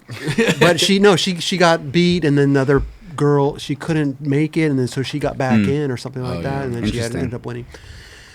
I remember the most memorable meeting was we were doing the Legion of Doom, I believe. Yeah, we did do that. And we were filming, and I said, "Oh, we'll get you a real board to go skate." And Yeah. and you laughed, and I was like, "Okay, I don't want to offend you, but No. I'm making a Yeah. joke, right? Yeah. Obviously." But no, but and that leads perfectly into talking about your pro boards and everything, because I wanted to talk to you about. This is the board, and shout out Steve Saez, man. Yeah, Steve big Saez shout out. is the man. He's been on Yeah. the show. He's a great dude. But we were talking about all this before the show, because your board actually has a little bit of a nose to it too, Yes, and it it's does. the flight deck construction. But I really wanted to talk to you about this too, because this is the board that you rode like forever, right? Yeah, I rode that exact board, the pink. The pink, the hot pink as well. Hot Yep. pink. Steve Saez. Now, what in talking to you right now, it makes sense to me why you started to skate these boards, because you skated with them with your buddies back at your hometown. So it wasn't this thing where you're like, oh, I'm gonna skate this as a thing to get noticed or whatever. Yeah, I think that's like obviously a very easy thing to think. Sure. It's like, very, very easy to think is like it's fully just like a gimmick. It's like, no, I mean, we all rode, like everybody skates those boards. It's like, and I just so happened to, when I moved out here, Deville found out that I liked to skate the boards, and he's like, why don't you skate them all the time? I'm like, well, I mean, I literally asked him, like, would people even care? It was like the opposite of what like the gimmick is. Like, people are going to care about. I was like, people are going to not like my skating or notice me. Like, I'm trying to like get noticed, and people are going to not care. Right. And at first it was like that. I mean, people were like, dude, like, who cares? And it's like, fine, because I was having fun. And the very first thing I ever filmed on the skateboard out in California was that same roof I kickflip back 50'd. I did kickflip 5.0. Okay. And it was in the Welcome to Fallen, it was like Welcome to Fallen okay. thing. And that was like the very first thing I filmed. But I started to skate them because I really just have always loved them. And it was like I said, like the opposite of what people would usually, they're doing it because they are like, I'm going to get more attention. I didn't think I was going to get any attention. Yeah, so that was the Ripper deck. This is what yeah. Did it make it harder? That's what I'm saying, though. Well, it's so- like I feel like, and this is no disrespect to anybody that skates these boards, but it's almost like I'm like, if you skated a normal board, would you be better than you are now? Because is it a little bit of a hindrance to ride these boards with no nose, no nothing, like a huge board? They weigh a ton Well, with the flight decks help it's a little lot. lighter, but Yeah, I mean, to me, it's not really about, some things might be more difficult on it, but it's the idea of riding it. So it's kind of like when you leave the house in a really cool outfit and you just feel better. You're like, I can do whatever today. Just like me today. You have that confidence. It's you every day. Oh, sorry. Yeah. Yeah, you guys all look really good, by the way. Thank you. God bless you. Yeah, especially Kelly over there. Whoa, relax. Thank you. I like the button up. The button up. I can do without the plaid. You know? It's looking good over there. I'll take looking them. good. Thank you, Chris. Yeah. But but you all look great. But, yeah, it was like I look down at the board and I'm like, this looks cool. You feel it, yeah. You feel it. You feel that, and you're like, you think about like they learned McTwists on these boards. That's a crazy thing to say. I don't even think about They that. learned how to make twist on this skateboard, yet we're acting like this is a hindrance. Like, dude, they were doing really crazy things, inventing them on these boards. It's obviously not a hindrance at all, because it was like, dude, they were doing the wildest things. Well, as skateboarding progresses and nollie and all the, but flips. Yeah. That's what I kind of find interesting, is skateboarding progressed to a point where we have the popsicle boards. Yeah. But we haven't progressed since. Sure. And that's what's really cool about Andy, is the idea for me is doing everybody has a custom thing that suits their type of skating, is I think the step that we need to take. Because it's been stuck in this aspect of like just a popsicle board. What if you like doing nose slides more? Wouldn't you want a bigger nose on your board? Wouldn't that make more sense? You want to flip faster, but the wheelbase is not this. Wouldn't you want the right wheelbase for your thing? Right. And I think that customizing it for certain things, and that's what my new pro board that came out is customized for. It's customized for things that I like to do, and it helps with those tricks so much. It's actually crazy. What's one trick? What's one trick specific? Tail slides. Tail slides. All day.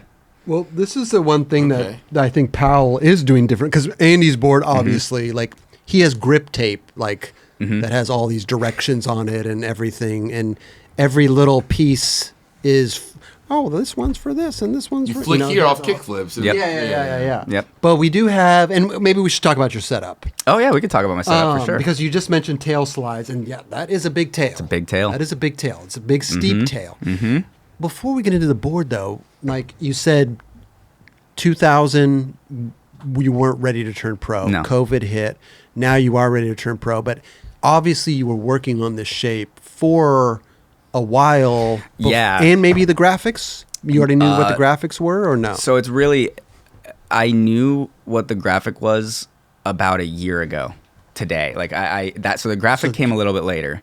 But a little bit later. You've been working on this I was working on the board for a while. I almost 2 years now. Damn. We've been working on the skateboard with Justin and Andy, not Andy Anderson, Andy Bold. Okay. They work at the warehouse in Powell, and like they were there every step of the way of like what I wanted to do. Let's go crazy. Let's see it's possible, what isn't. And we had some crazy ones that were just like not even like, it was like, whoa, this is just not working. But it's like we were just trying, because we were like, okay, maybe this will help this trick, or this will help this trick. And they were so willing and like excited to do it. So working with those two was like such a cool experience. So we started the process by the very first thing I wanted was, I love the Steve Size board, and I love the shape of it. But the fishtail comes out, it feels great on ramps, and it feels good anywhere, but it makes impossibles and tray flips a tiny bit more difficult because the way it fans out. You wouldn't realize, but you need to make, for a tray flip, and especially an impossible to work, you need to make the wheel on whatever the opposite side your foot is. So if it's, for me, I need to make, for an impossible, my left wheel needs to be able to come up off the ground. It's not like pop and then does it in the air. It's like it's pressuring it. Same with tray flips. So if you're goofy, it's the other wheel. And so first thing I wanted to do was cut these little diamonds into the tail. And that diamond right there, instead of it fanning out. Right. What do you mean diamond? Yeah, so you can see on the very tip over here and over here. Both sides. Both sides. Oh, it's like more pointy. Well, they go in, and then they go like that, and then they go to the regular tail. Okay.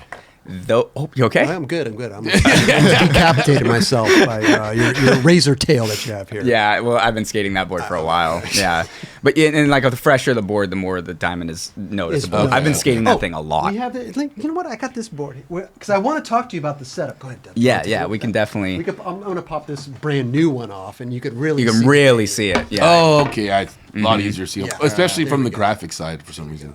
That gives a pressure point where that little area where if you put your foot there will let the board do tray flips better. Now, I will say that the Steve Sias board does have a little bit of that. Very small one. It does have that. It does. But that little point you needed changes. it a little bit more pronounced. And don't get me wrong, the Steve Sias board is still really good. No, I think you've outdone the Steve was Sias trying board. to. Sorry, Steve. No, sorry, I love buddy. You, Steve, but that's interesting. I love hearing the science of things like I mean, I love doing 360 flips. So like hearing you look very excited about it. No, I'm trying to see it. I can't see it, so I'm trying to look at it. No, I'm stoked. But yeah, no, I'm seriously pretty intrigued by this. But like tray flips on that board seem like it would be hard just because how big it is. Not with those little. It makes it easier for you, but like, do you think it? I think that you would be like, oh, it really works. Do you think that could help, like even on like not a pop school, but like a smaller size board? Yeah, that would help for sure. Really? I mean, Andy did smaller ones in his newest board, and being very like precise about certain tricks and being able to shape that board in that way was like such a crazy cool thing to do. Because I knew I wanted the big tail, because when you lock into tail slides and blunt slides with that tail, you have so much room. And you can hold them for longer that you just can. I mean, they hold longer. They feel really better. You have a lot of confidence. And so it helps with those tricks, which I like to do those tricks a lot. And then the nose started off as kind of squared at the top because it was a Tony Hawk medallion at the beginning. Like it would curve in like the Tony Hawk medallion, and then it would become squared at the top.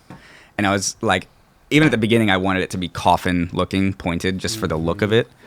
And then we realized the coffin wasn't just for the look, it actually helps with something. And if you notice, if you were to cut that straight across the top to be square, that little point actually helps you pop out of switch blunts on ramps. That little tiny point is where it hits the concrete or the wood, and it helps it actually lift out. Without that, with it being squared off, if it was squared off where the curves are, it's a lot harder because it takes even longer for it to hit. It's almost like a freaking... And you get a little bit of leverage there too, you right? Do. Yeah, you do. You get some leverage. So like a can opener or something like that. You kind of get. I don't know if that makes any sense. It helps a lot. And so all the things on the board are inspired by past 80s boards. I mean, there's so many boards that are in that. Like, its original shape is the Steve Sias. The tail is different. And then the nose was the Hawk Medallion. It has some Jeff Kindle in it. There's so much to it. It has a Skull Skates board in it. And it's like so many different boards that I looked at and came together to like make this one that fits me perfectly. I mean, this is why it takes 2 years to develop a board, and not just like, hey, we got shape 84B over here. We're gonna slap a logo on it and call it your pro board. Yeah, and I think that it's a really cool thing that although it's like catered for me, I'm hoping it's also catered for the people that like to watch me. Well, because they might like the tricks I do and they want to learn them. This will help do the tricks I do. It just will. But also look at Andy Anderson, right? Like his board is completely psychopath, and people love that board. Yeah, you know. And I look at that board as such a foreign object, not a skateboard. You know. Yeah, and you know, I look down at it and I feel like it looks like it was made in the 80s. Yeah. And that's what because I love the 80s. I mean, I love the 80s. I love The Cure. I love Prince. I mean, I grew up. My mom would play 80s stuff. I mean, I love the 80s. And so I did too. For that, and I was not born anywhere near the 80s. I was born in 2001. God damn. So I wasn't born anywhere near it. And I'm like, dude, the 80s was a really cool time. There was a lot of really amazing things that were happening. I mean, David Bowie and the music was psycho. The music was amazing. The skating was incredible. I mean, it's even if you watch those old videos, man, like you watch the H Street videos, there's stuff they're doing in those videos. You're like, what in the world is happening? Still doing now. It's crazy. It's wild. And so looking down at it, it makes me feel cool when I'm skating. Right. I'm like, this looks cool. It feels cool. And it looks like it's a reissue deck, and that's what I really wanted to do. It's purposeful. Like you're making it a point to help you do tricks. Exactly. Well, I mean, the nose. Yeah, whether isn't- you think you can or not, like it does work. I can see the advantage that you would have on certain tricks. Well, like for you sure. just didn't make this nose because you were like, oh, that looks cool with these little ridges on it and the little pointy thing. Like obviously, like every little thing has its purpose. Yeah. And that leads to the question, 2 years of designing this board, how are you making a flight deck every time, or are you cutting a regular board out with different notches and stuff to test it? How are you doing that? So Andy and Justin would actually make me a batch of flight decks every single time. Oh, okay. Every single time. Really? They would make me for 2 years. We would be like, they would see things that might help. I would see things that might help. And we would cut it. And we'd be like, just send it. We'll see what happens. Oh, wow. And see, they do the same thing with Andy. Andy had, you could ask him, he had so many boards before he got the right one. Right. And so it would go from like, oh, this one's really good, but I wonder if we did this to it, if this would help it flip faster or do this or this. And, like the wheelbase is 14.6. Wow. So the reason I did it that way is because the Steve size board is 15. 15-inch wheelbase makes skating ramps easier. Oh. That's the whole point of like having a wider wheelbase, because you have more surface area on the ramp, and you're able to be more steady on a ramp. You don't get as many wobbles. You're very solid. Okay. And then 14-inch is the normal wheelbase for skateboards, because it helps it flip faster. The smaller wheelbase, the faster it flips. Mm-hmm. So I wanted it to not only be able to flip fast, but also be really comfortable on ramps, because I like to street skate and I like to skate ramps. So we came down into 14.6. Okay. And it helps it flip basically as fast as a 14, but when you're skating ramps, you have the sturdiness of the 15. So it's a really, really good in between. And I think that 14.6 is, personally, in my opinion, my favorite wheelbase for my type of skating, Do you drive yourself crazy doing this? I actually had so much fun. Yeah. I was so grateful that I was even able to make the decks, that every time I got them, I was like, I was like a kid on Christmas. So I wasn't, every time was like, this is awesome. Even if the board didn't work, which some of them didn't work, it was like, this is still awesome that I got this board made for me. It's like, that's crazy. Yeah, it was a fun time. Every time I talk to Andy Anderson, or I talk to Professor Schmidt, or I talk to somebody that talks me, because all of them are such good salespeople. Mm-hmm. Andy's like, dude, you got to try this because he sells me on it, and then I go and I try it, and it fucks me up. I cannot. I'm just not that good anymore. Maybe but I can't. Like, I went back to my 775. And I said, I got to go back to what I know, because I can't keep switching this board out. I can't keep doing this and doing that and trying this, because this shape and this. Andy said this and that. And Andy's wheels are the ones that I'm like, dude, I can't. Yeah. So, to your question, like, it would drive me fucking psycho to try to like design a shape like this. I think me and you, Chris, Drawn probably as well, like, we don't know if something doesn't feel right. We don't know what's wrong. Yeah, we don't know where to point out, really. Like, true. Like, I might a little bit. Like, well, my nose is way too steep. Okay, but I don't like. I didn't realize for as long as time that I was riding expedition boards and they were like kind of steep, and I'm like, I got a girl board. I'm like, I need a mellow ass board. Yeah, but I still don't know, like. I didn't know exactly what that meant. I never tried to solve the puzzle. I'm like, what's not working with my board? What can I do to make this nollie heel feel better? Like, something's weird. My nose is too steep. Why is it not working right? Yeah. I would know my nose is too steep, but other than that, like, I would change it out, and I'd probably get the same fucking steep nose. You know what I mean? So and that's when I tried to like solve the puzzle. Yeah. Just with talking to Andy and then I'm like, this puzzle is not getting. It's getting more cut up than I'm getting closer to solving it. Like, I need to go back to what I know. Well, I mean, sometimes the puzzle is simple. Yeah. Sometimes it's not about all the different things. Sometimes it is just something as simple as mellow or concave or mellow or thing. But something that simple can change your entire way of skating. And that's why I feel that the customization of skateboards is really important. Whether it be like, how me and Andy have all these crazy things. Even something as simple as like a popsicle deck, you can still make it where it's like, this is my type of skating. This helps me with all these tricks. Sure. And then if you want to do a different trick, like, and you know that shape helps a lot more because it's steeper or whatever, then you switch out to that shape and you don't do the other, you have each type of skateboard that's going to help with those things. Right.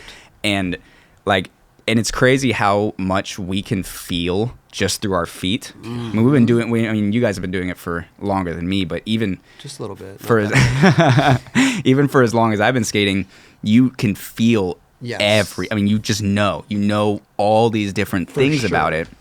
I mean, I was able to feel, I actually just got a call from Justin the other day because I mentioned that the board, my goal was to make it almost balanced.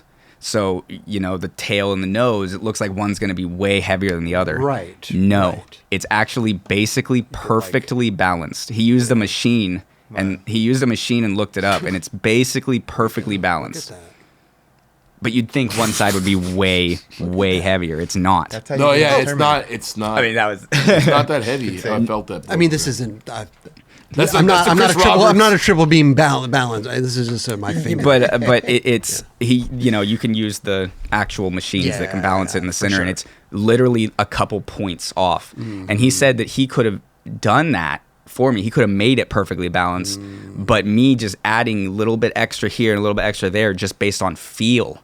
Is what made it almost balanced. Oh, so you weren't trying it in the beginning? I just needed it to feel balanced, and I was like, "This is a little off." If it wasn't okay. And that's how much we can feel as skateboarders. We can feel that little percentage off, totally. and we were able to do that. And if you had to guess, which side do you think is heavier?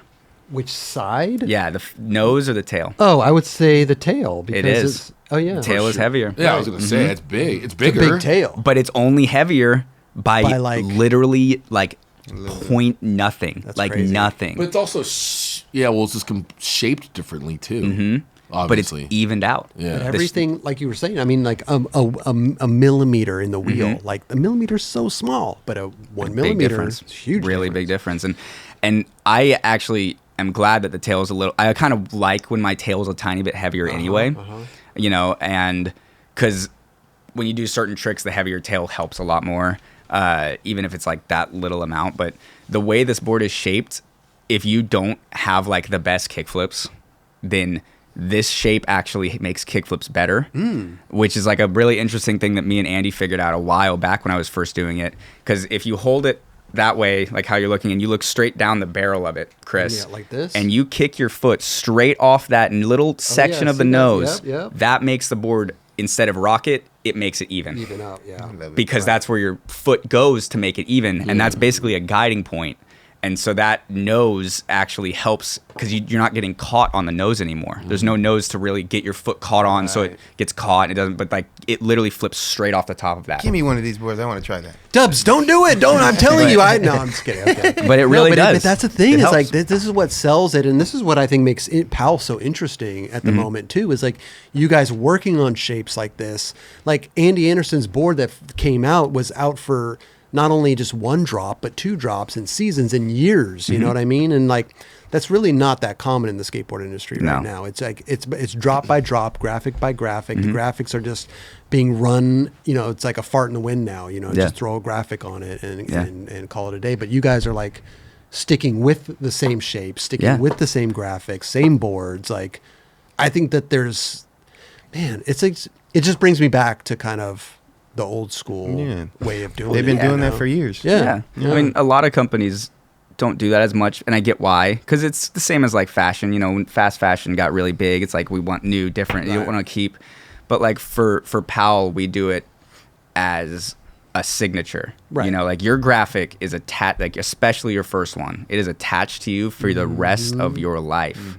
And so when we made the graphic, I really wanted it to be something that when someone sees it somewhere, it's like they think of me. When you see Andy's skull, even if Andy's skull doesn't have the hair on, even if you just see the helmet, you think of Andy. For sure.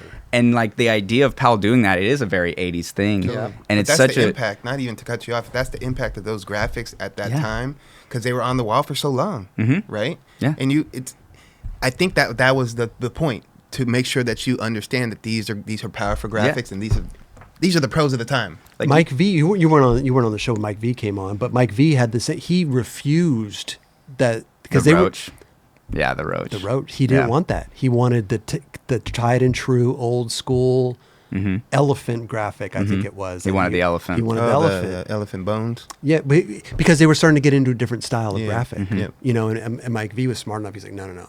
I'm not. Yeah. I don't want that fucking roach. I want the now tried and true the elephant is forever legendary. So like he was a smart one there that like. I mean, you don't even have to see a name on this. You know exactly. You think of who it is. Yeah. That's like something that's not really that common anymore. I mean, you don't see a logo and just immediately think of a person. And it's the bird. People that are listening, it's the Tony Hawk bird. It's the Tony Hawk's bird skull. And it's like that's like such an iconic thing to me, is to be able to do that. So we tried to do that. Hopefully, maybe we'll see. I mean, I'm just happy with how it came out. I think it came out amazing, and I think it does capture you, you know, and your style and everything. I think it's amazing, bro. Yeah, I mean, there's a lot in that graphic. It means a lot to me. Everything about it has a purpose to me. Feels good. Very clean, like the way that it's. I love the colors.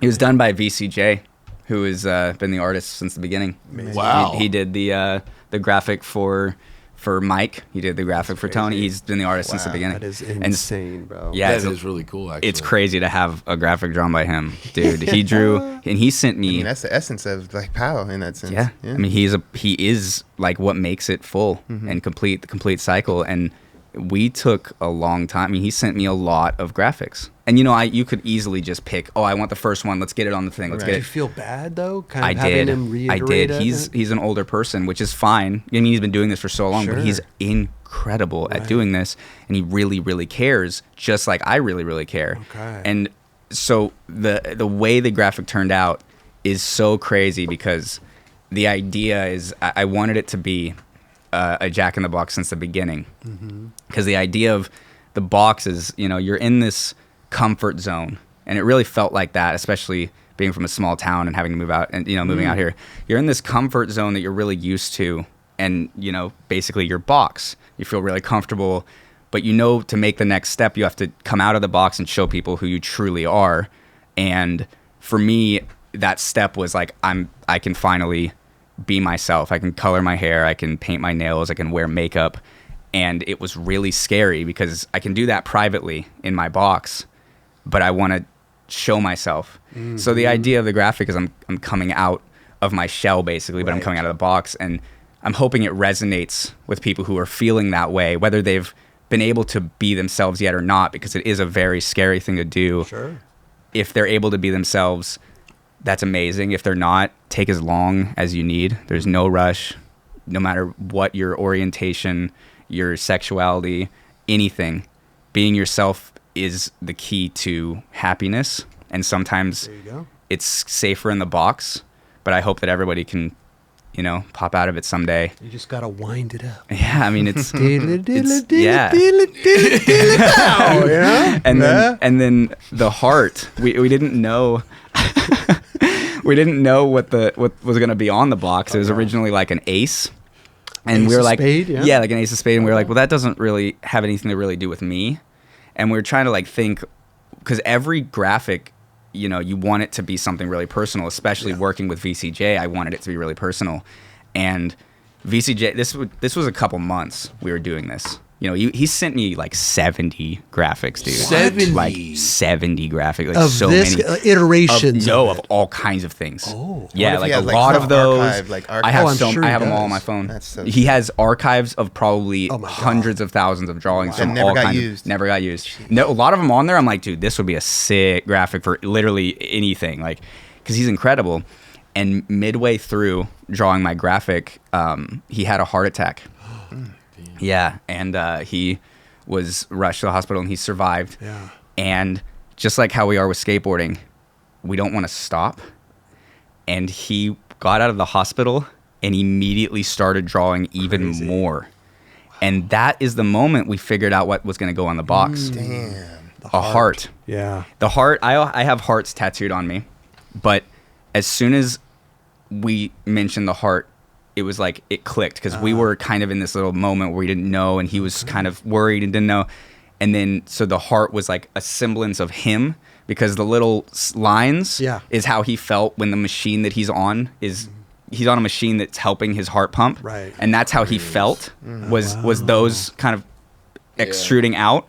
And so there's a part of him in this graphic just as much as me. Crazy. So it's the artist fully in this piece of work. And art has always been really important to me. Yeah. So this whole graphic means so much to me. And I hope it means as much to me as it means to other people, Crazy. whether they look at it and think of it in a different way I do or not. Yeah. I mean, I just really hope it resonates in that way because it's really important to me. I think more so now that you explain the story, I it definitely know. will Yeah. kind of hit a little bit different Definitely. for sure. Yeah, I'm very happy. Crazy, I'm very, bro. very happy. Well, congrats, dude. Thank you, man. congrats. Amazing, man. Thank I hope you. we can keep one of these for the studio. Go ahead. Yeah. Yeah. Okay. Well, you sign it after the show. Of course, I would love to. And I'll give you one of It's my already boards. signed. And then we have the joke graphic over there that they did. I think it's a cool graphic, but they did it to surprise me because I knew about the graphic and all this stuff, but they wanted to still like surprise me in some way, so they pulled out that one. Yeah, there's which one. that one was my Thrasher ad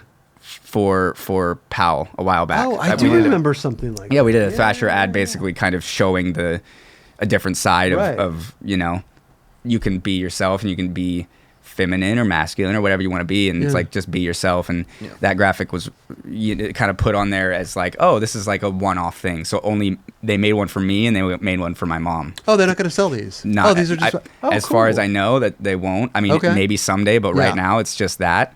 Well, that's awesome for you to have. It was really cool, and they actually surprised me. I didn't think that because I knew about. I mean, I shaped the board. I did the graphic. I was like, I saw the video and I was like, how's he acting surprised? They actually got me, dude. You know what, Deville, he can do it sometimes, man. He can get you. He can, you know, he's not the best at keeping secrets either, but he got it. So what did he do? Oh my gosh, dude, it was the dumbest. He knew there was like he had to figure out a way to get me to Pizzanista without me being suspicious. And he asked me. He said, "Hey, they're doing a shoot up in, you know, we're gonna get a SAG card. You're gonna do a show with Rob Dyrdek." It's bullshit. I swear to God, Okay. this is why I fell for it. Listen. I didn't think I would. I had a lot of trust in Deville. Man. I trusted him. I trusted him. I know now, Deville. I know. And he's like, "Look, you're gonna be just like an extra in like a show that Rob's working on." I'm like, "Dude, Rob Dyrdek's awesome. I'd love to be on it. You know, that sounds awesome." He's like, "It's gonna pay a lot."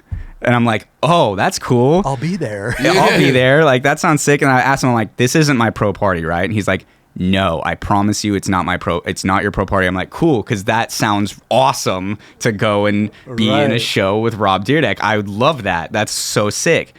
So then, he has my hopes up that I'm about to be in this show with Rob Dyrdek, like, as you know, he just kept emphasizing like, "You're gonna make a lot of money," and I'm like, "Oh, cool." And then the day comes, and right before that day comes, I'm talking and I'm like, "Hey, Deville, maybe." Because he's like, it's only like a couple people on the team, but we're all going to meet up and skate before, and then they'll just go off and you'll be in a different room. And I'm thinking about the other people. I'm like, if I was there and I didn't get invited to the back to make a commercial thing, but I'd been skating with a team, I would feel really upset and kind of left out. And he's like, "Oh, no, I mean, I'm sure it's fine." And I'm like arguing about this because he knows it's not real. Right. But I'm like arguing, like, "Dude, I don't want to like make anybody upset. Like, maybe only invite a couple people that day. I know it's not normal for us to do that, but like, I don't want to make anybody upset." Right. And then he had to change the story and was like, "Oh, now we're going to have a couple more extras. So maybe like the people that come like might be extras. So it's all fine." And at this point, no like super red flags had like hit. It says, "I trusted Deville." He said it was not I literally asked him, I was like, "Is it my pro thing?" He's like, "No, it's not." And he just kept saying the money. And and my girl, I love her. She can't keep a secret. And so I'm like, she would know. Because I told Deville, like, my mom has to be there and my girlfriend has to be there. Please, like, if we do something. I didn't think there was going to be a surprise at all. I thought it was just going to come out. Because the first time I ever even saw it was someone posted on Instagram that it was for pre-order. And I was like, "Oh, I guess I'm turning pro." Wow. That's how I found out Okay. that it was actually coming out. And so my girlfriend hadn't said anything. And she was keeping the secret. I was like, "There's no way so it's not happening. There's no, it's not happening." And we get there and he somehow got me, and I didn't know at all because I believed him and I trusted him. and he just kept talking about how much money that Rob Dyrdek thing was going to be. He just kept talking about it. So and good. now I'm like, I'd rather have this happen than, Right. money. This is more important I to me mean, than people get money. fooled on their birthdays for surprise parties. So, Usually I'm pretty, That's what aware. everybody says. But Deville, I just trusted him. And I really, not only did I trust him, I really didn't think my girlfriend could keep the secret. I love her in every way. She's the best. But it's like I've never actually gotten a Christmas gift on Christmas. You know what I mean? And it's like fine because I don't mind at all. But like her keeping the secret is literally what fooled me. Right. So without her, it wouldn't have been possible. I would have caught on immediately. And you brought it up. That's what's so crazy. Yeah, I did. I brought it up, and he was like, "No." And then here you He are. You're literally- like, I know the graphic. I and thought, then now you it's give you that graphic. It's not the graphic, and I'm like, oh, okay. So then that was the big That's surprise. Was amazing. here's the other graphic thing. Right. So it was so cool that my mom was there, and my the person who runs Killer was right there, and sick. my girlfriend was there, and Rowdy's there. Rowdy's dressed as me. They dyed Rowdy's hair, and they put stripes on her, and wow. it was such a cool thing. Amazing. And I'm still just unbelievably stoked. There he is. Look at that little sneaky guy in the background, dude. I mean, the trust level went down. You got to. gotta- He's got to earn the trust back. Dude, Deville. he got me. He got That me was for a good. good purpose, I bro. know. I'm just kidding. Yeah, it was. It worked out, but I didn't think he was gonna surprise me at all. I was like, "There's no way he's gonna surprise me." I knew, There like, it is. yeah. So That's great, man. Pretty Congrats. wild. Yeah, Super thank you. Awesome, dude. Awesome. yeah, it was a surreal moment. I was like, felt like I was gonna pass out. Yeah, Like I literally, like all the blood in my legs were gone because I was so like couldn't believe it was real that I literally was like trying not to move that much because I was like fully like I'm gonna faint, because it felt so not real. Shell-shocked. Yeah, it really did feel like that. I'm like, the emotion is like so much that I'm just trying to be really like, don't cry, because I wanted to cry, I wanted to do all this stuff. So Is this? I think that's important. I remember getting my first board and seeing it, not knowing, but like you knew, but it's rad that you could still be surprised. Yeah. And that's really important. I think that's rad that they did that for you. yeah. What is this? A pizzanista in? This is the back of the bar next to Pizza Nista. Oh, okay. No Tony's wonder I didn't whatever. recognize it. I'm like, what? I don't Yeah, even yeah, yeah. recognize There's this like place. it's Yeah, like okay. a part of it, but it's like the back of the bar Gotcha, in okay. Pizza Nista. Yeah, and that was from Kenny's channel. He's a really cool friend of mine. So, Dude, but yeah, that's amazing, bro. It was a crazy thing, What a so. great thing, man. We're still planning our Olive Garden surprise for Jerron Wilson. He never got a surprise. They just gave him his board and said, "Keep doing what you're doing, man." Yeah, man, I didn't get a surprise, man. But Olive Garden coming soon. You're invited. I would you love know? to Yes. be invited. I heard that Breadsticks Olive for Garden everybody. was a place that people brought to usually kick someone off a team. See? I never heard that. You hadn't heard that? I haven't heard that either. I heard the story that a team manager would bring them to Olive Garden because they couldn't throw a fit because it was a nicer restaurant, and so they would bring them. nice Well, like a nicer What the restaurant. So they bring them to hell? Olive Younger. Garden, and they're happy because they're at Olive Garden, infinite breadsticks, and then they're like, "Oh yeah, by the way, you're cut from the team." Who is this, Deville? No, this is not Deville. This is a I different team. wouldn't take anyone out to dinner for kicking them off. It's what they did. I heard about a team that did that. It's pretty Wow. funny. It's a really funny story, but Dubs, we're not kicking you we're not out. kidding. This is going to be another. This is going to be your pro party. Coming soon, Extension. the pro party at Olive Garden. You're Pro all party invited. extension. Before we wrap this up, I really would love to go over your current board Yeah. setup. And I know the thing is too is like we have talked about your pro board and everything, but I do know that like you said before, you were riding the Steve Sias board, which has no nose, and but for the new board, your pro board, you had put on a nose, Yep. obviously. But if we could go over kind of like your setup, like here, I'll give it to you. Oh yeah. Let's do it.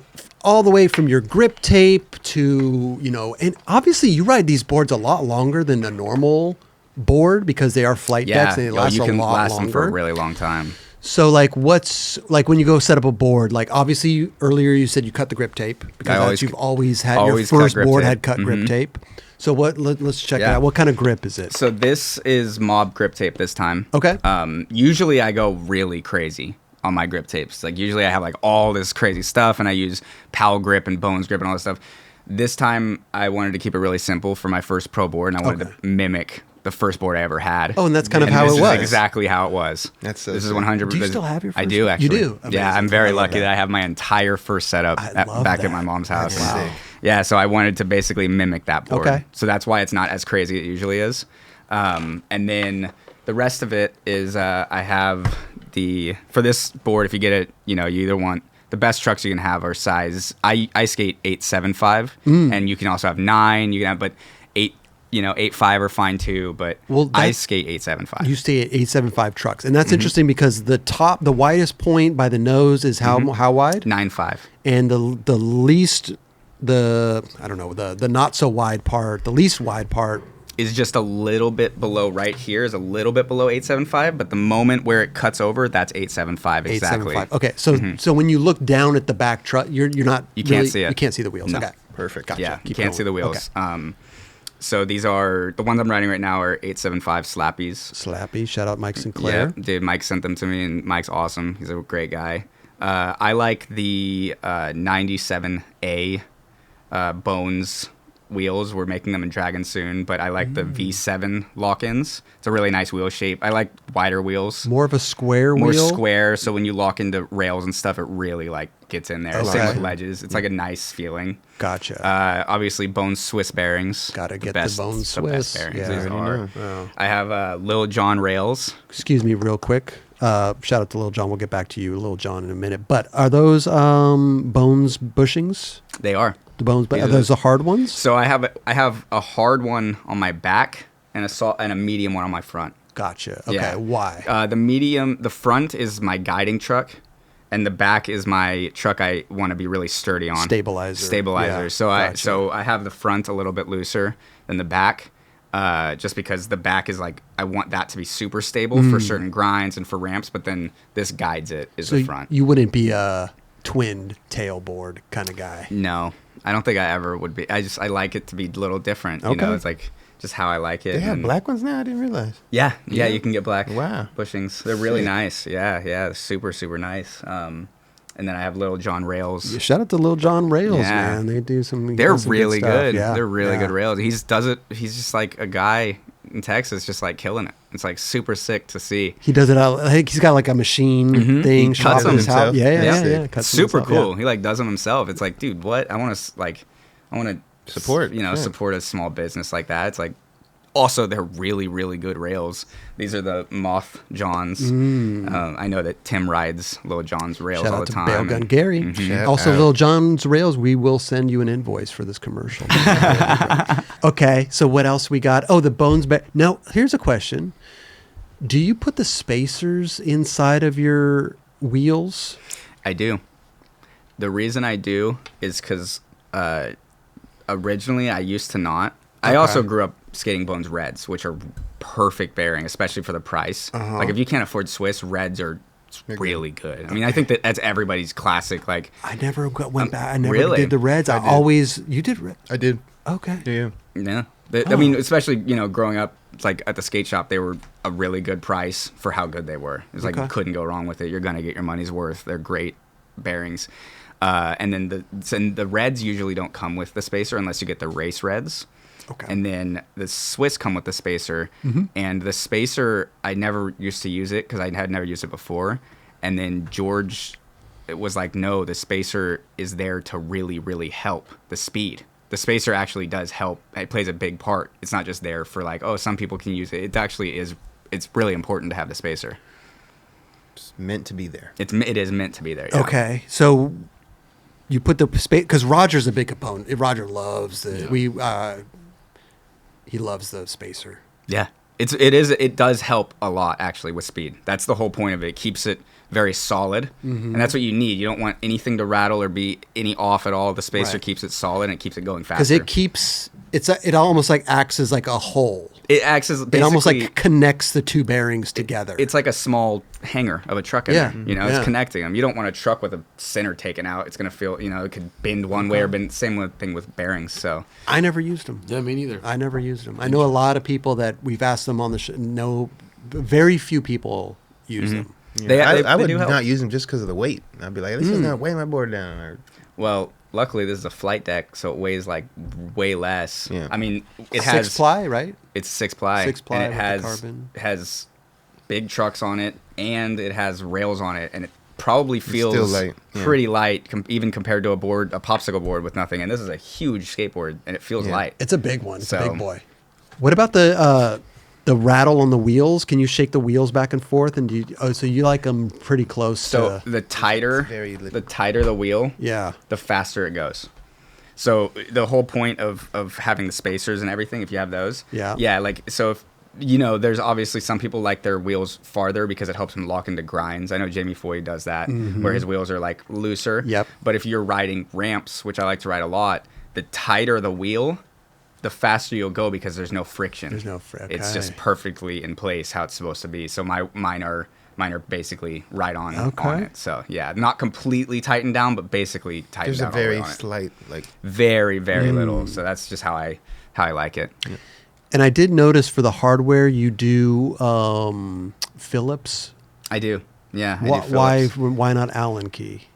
Phillips is just the one that comes the most. And What do you mean? it's old school, bro. It's old school, and there's not a lot of. What about bridge bolts? You know, we want to get some bridge bolts. I don't know. That's had a short period. Also, man. to be honest, I mean, most tools come with, Phillip. Yeah. You've always, and when I was a kid, I didn't even ever have the other one, so I didn't even know that the tools The even Allen had that. key. Like, I didn't even know about the Allen key, and it's more than anything. It's just I get them for free because they're bones. I don't really. If I had to have Allen key, it wouldn't bother me. I'd be like, oh yeah, cool. 7/8. Yes. Yeah. Mhm. You painted the bolts No, white? they come white. They come like they come white. They come white. Oh, just white or any other colors? Right now, the ones on the website, the bones ones come white. Yeah. Oh, why? Probably Did we just know because it's that? like skeleton, No? just like a skeleton, like Oh, white oh, for skull interesting. because it's bones. So Oh, that's my okay. guess. So it's like not a seasonal thing, but they'll They've change up colors. they've usually always come white as bones ones, Okay. and then the mini logo ones are black. Okay. Yeah. When you're setting up your board, do you have any type of madness? Do you try to do you put on grip tape in a certain way, or do you tighten the bolts a certain way? Yeah. So that's a really interesting thing you bring up because I have really, really, really severe OCD. Oh, here we go.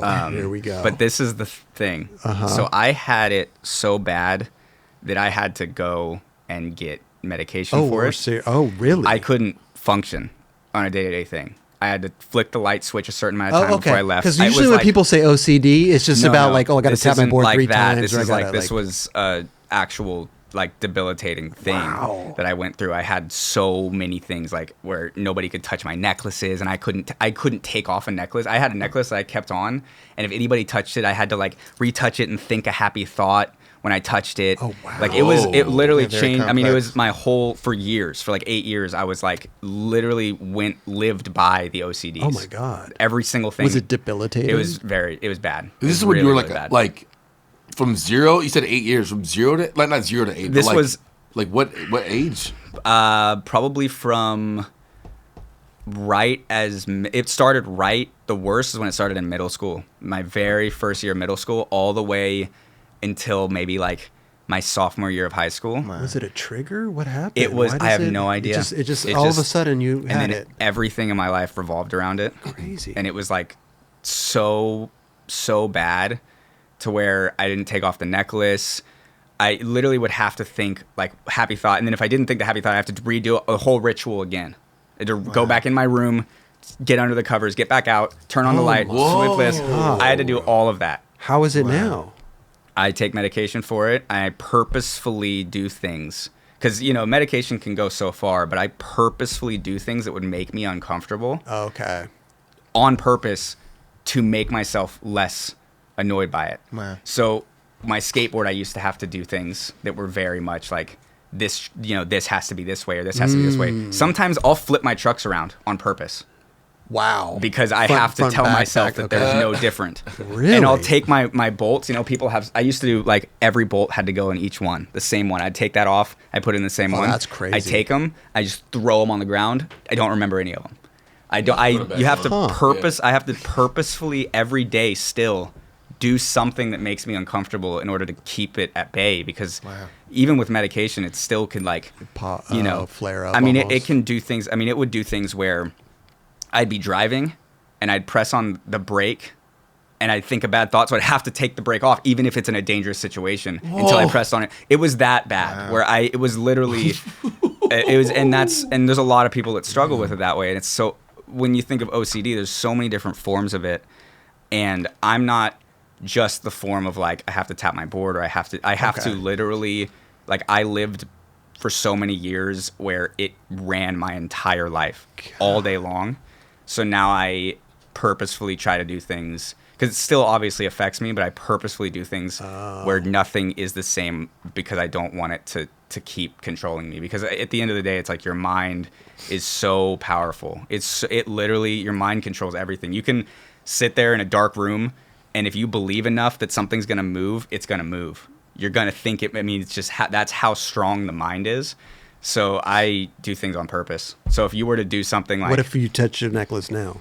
Doesn't matter. Dubs touches it. Put him in a situation. Dubs touches it. Doesn't matter. Like so like a simple thing that people would be like, I can't do that. Like that'll like, what's like, can any of you guys think of an example that you do that you might not even notice, that you're like, say something about your skateboard that would change, if it changed, you might bother you? Oh, I mean, I used to ride my board backwards my whole life. Okay. Until 27. And why'd you change? That was the crazy part. I don't know. Okay. I just stopped. That's good. I was like, I don't know. Because he knew it was ridiculous. I didn't know. I guess but I did do that for a long time, and then I just stopped. Mm-hmm. I guess when you're used to something, you just do it. Well, sometimes that will switch into a different part of your life without realizing it. So maybe, you can't start your day without drinking your favorite drink, or your day will be ruined. Sometimes it's like, it really can switch, and it can be something as simple as that. Mm-hmm. But for example, if I started having that again, where I had to, drink this or eat this before doing this, I would purposefully not do it and force my brain to feel extremely uncomfortable for the rest of the day. So if I had to flip on and off the light switch, because you almost prove to yourself that it doesn't matter. You have to prove, because that's what it's all is. It's all in your head, that you have to make sure that it's not going to change something. So I would, throw my skateboard down. I'd think something I didn't want to think, and I would have to stop and restart. And now when I do that, I'm just, no, it doesn't matter. I try it anyway. It doesn't work out. The next times, it doesn't happen anymore. Because you're just like, it doesn't matter. So then you just you have to fight. Yeah, I mean, every day I have to kind of fight my mind with it. But it's something that's important to me to work on. And if you don't take the medication, do you see effects? Or have you even gotten to that point? So I still take it, but it definitely would be a little bit harder without taking it. And I'm not on here to advertise, taking medicine and all that stuff. But so there is sometimes that it can help you get to where you need to go. For sure. And there's no shame in taking medicine. I mean, not at all. Not at all. I think that and if you need it, then you should try it. Yeah. And it doesn't have to be a permanent thing. You don't have to be dependent on it for your whole life. But, you take steps. Every day is a step. Every moment is a step. Even with depression and all that stuff, it's like, it's okay to ask for help.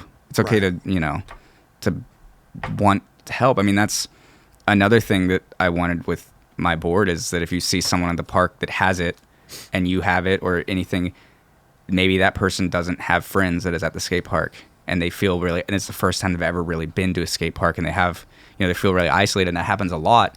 And a lot of times skaters are just like, oh, they're in the way, or they're doing this. It's like, go up and talk to that person. Mm-hmm. You don't know what they're feeling. You don't know what they're thinking. It's like, that person could just be really scared. And it's like, weren't you all really scared the first time you went to a park? Why judge someone because they're, in the corner, or they're like, don't want to, it's like, we all start in the same way.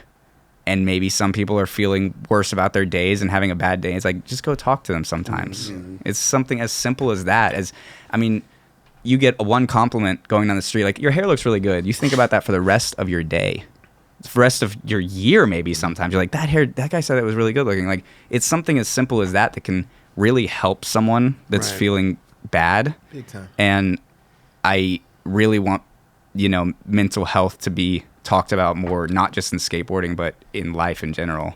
Something that somebody says to somebody that's negative can have effect on them all day, all month, all year, for the rest of their life too. Mm-hmm. So we have to think about that as well. It can. It really matters. What was the thing, though? I asked you about do you have any quirks or anything setting up your board, any OCD, and you were about to go into it? Do you have something, or is that just a story about the OCD? Yeah, I think that it's because I had it so much that I don't have it at all, because I purposefully try to make sure. And that was another thing. That's why riding different types of skateboards doesn't bother me. Okay. And where it's like, oh, this doesn't help. Like, I can't do this trick anymore because I'm riding this shape or this shape.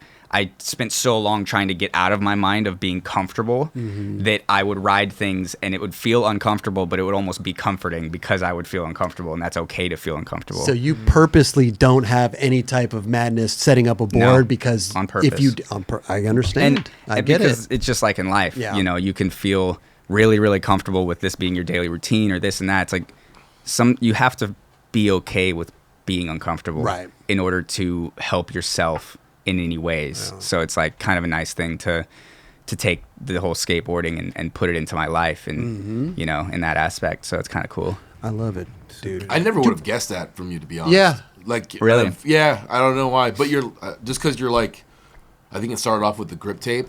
I mean, if you were that OCD, you'd have the grip tape the same every single time too. Yeah. You're like, oh no, I switched it up with this one. I always change it. I'd never pictured that. That's like I said, you work on yourself, dude. And that's good for you, dude. I mean, it's the only thing you can do to stay human and to stay progressing in life, especially if you're at a state where I was at, where I didn't know if I would want to be here the next day, because that happened a lot, where I didn't want to even continue to be here. Right. And I have to push myself and fight even all the time where I have those days, and you have to remind yourself that it's all right to not be okay, because it will be okay again, you know? Yeah. You can't have a great day unless you have a bad day to compare it to. Exactly. And it's just how it is. Well said, bro. Well said. Definitely. Kelly, will you do the honors? Will you get him? Yes. Mr. Christopher Hiett. Is it Hiett? Is that the It's pronounced Hiett. Hiett. Yeah. I apologize. No. I'm sure People everybody always, says Hiett. Yeah, I'm fine. sure you're used to it by now. Yeah, you're completely fine. What size? What size? Large hoodies, and shirts large. and stuff. Large? Yeah. Okay, so Hiett. Yeah. Hiett. I don't mind when people say it differently, though. I have always said I've had it my Hiett. whole life. Yeah, though. I'm It's sure. Like it comes with the territory sometimes. Yeah, it's fine. Jaron. Jerome. Jerome. Yeah. There's not even an M. There's no M in there whatsoever. They say Jerome. they put it in there. Yeah, They're like, it must be. I'm used to hearing that. Jerome. Yeah, whatever you want. No, man. Oh, I mean, that reminds me of, you were asking if I go by Chris or Christopher. Yeah. It's like I go by, I'm like, well, my mom likes Christopher. I like Christopher, but it's okay if people call me Chris. Okay. But sometimes I've been called Christian. It's like Chris is such a big name. At least I don't get called Topher.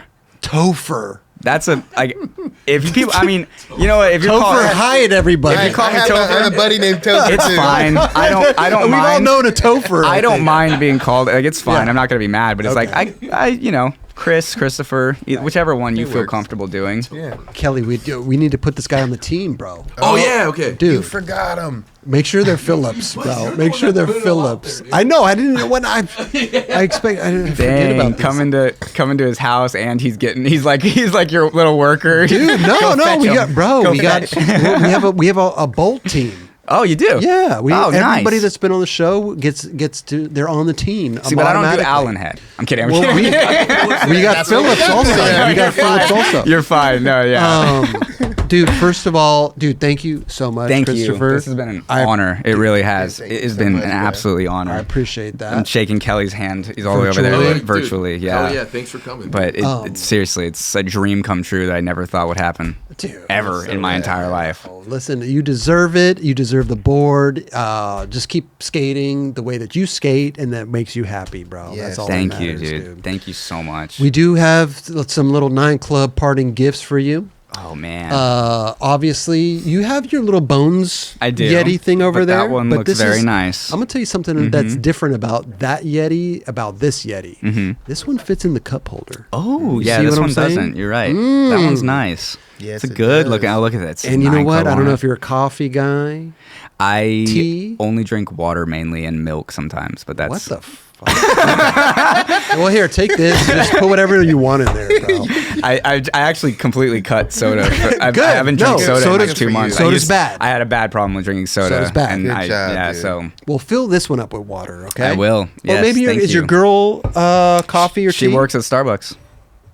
There you go. Give her there you She'll go. be so happy. Oh, You have no idea. She's gonna be so happy dude, to I've been have drinking this. my tea the whole.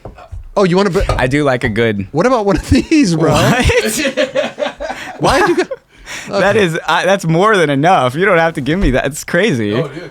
I've been on some Powell sessions. You guys need one. Oh my gosh. Yeah, you yeah, guys yeah. are the best. What? This thing is Well, a wait, hold on. boombox. Let me tell them about this, man. This Tell is them about it. the Price is right. This is a fully immersive sound for you and your crew on the Dude. Powell Peralta session. 12 hours battery, USB-C charging point, IPX5 water resistant, Skull Candy multi-link, the Bluetooth V5.3.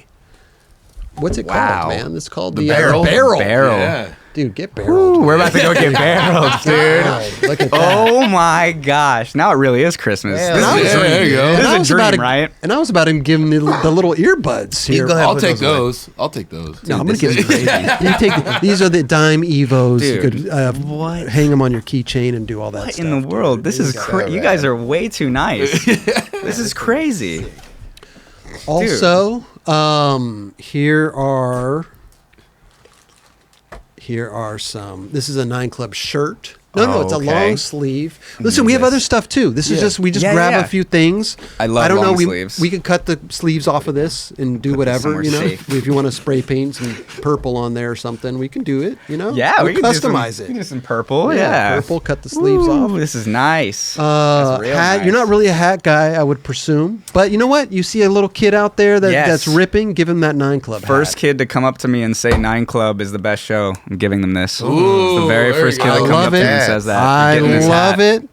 Getting that And hat. listen, I will tell you something, man. I hope to see you on the cover of Thrasher. Dude, that would be crazy. If you get on the cover of Thrasher and you have the 9 Club sticker on your board, we will give you $20 for photo incentive. Photo incentive is not dead, everybody. Wow. Dude, the 9 Club gives photo incentives. If you do with the one with the fucked up 9 clipboards, imagine if that got a. You get 40. Oh, yeah, if you want to pitch another 20 out of your personal, I'll pitch in. We're all pitching 20. Okay. That's crazy. Thank you guys. the offer This is so stands though. sick. The offer stands. I'll 20 work, bucks. I'll work on it. What if I get Jamie Foy to wear one on this thing? 'Cause he'll get a cover. Bro. I can't wow. get Jamie. Jamie Foy. I don't Foy's even been- barely know him, but that'd be He's sick. great. He's great. He's been on show. He's been on the show a lot of times. But also, I was telling you before, our nuts and bolts company. Everybody that's been on our show is on the team automatically. I don't care if Wow. they have another bolt sponsor. I don't care if they own a bolt company like Shane Heil. He's been on the show many times. He's on our nuts and bolts Dang. company. And this is your first package. 2 sets Wow. Boom. of nuts and bolts. 9 Mom, I Club- made it. Mom, I made it. 9 Club nuts Phillips. and bolts. Phillips. Yeah, got him Wow, some dude. Phillips. Those are nice. 7/8. You guys are stacking a monopoly of a team, I can tell. We've had over 360. You guys we have a big 300 team. We're the biggest team in skateboarding Yeah, history. you beat Bone Swiss. You beat Vern's team, That's dude. right. The most people. The only difference between us and we just give two packages a year, so you have to That's why. divide Okay. them up a little bit. 360 Yeah. Okay. people. It's a lot. Yeah. I'll ration It's a them. lot. I'll ration them. Stay in business. Well, people, Chris, I think a lot of people they take product for granted. You Yeah. know, and product will last a lot longer Yeah. than so 2 bolt. That's half a year each. Yeah, I mean, Yeah. if it's one a year, I mean, I can do that. Bro, I love it. Man. Yeah, both Good sides. rations. Dude, it's so nice. Thank you. See the people we have on our team? This is Kelly? crazy. The stuff you guys get. I mean, I'm like, this is way more than I could ever ask for. I'm already lucky. I'm already the luckiest person ever being on the show. no. To be Like- fair, almost over 200 or even more have not even gotten a box. That's true. Yeah, That's true. yeah. That's true. Dang. Well, we just started the nuts and bolts Yeah. team not Yeah. too long ago. Those things are nice. Yeah. Those things are really They nice. guys are gonna trust me. I mean, seriously, you guys don't realize how much being on this is like crazy to me. I mean, seriously, it was like a dream of mine to be on this since I was a kid. Wow, If that's I could tell myself, 15, 6-year-old me, like, oh, you'll be on this someday, I'm be like, "Psh, you're fucking crazy. Like, it's like there's just no way. And here it's like I don't even fair. believe it's real right now, especially all the stuff you've given me. This is definitely. Are you gonna kidnap me? Well, Whoa, you're just no.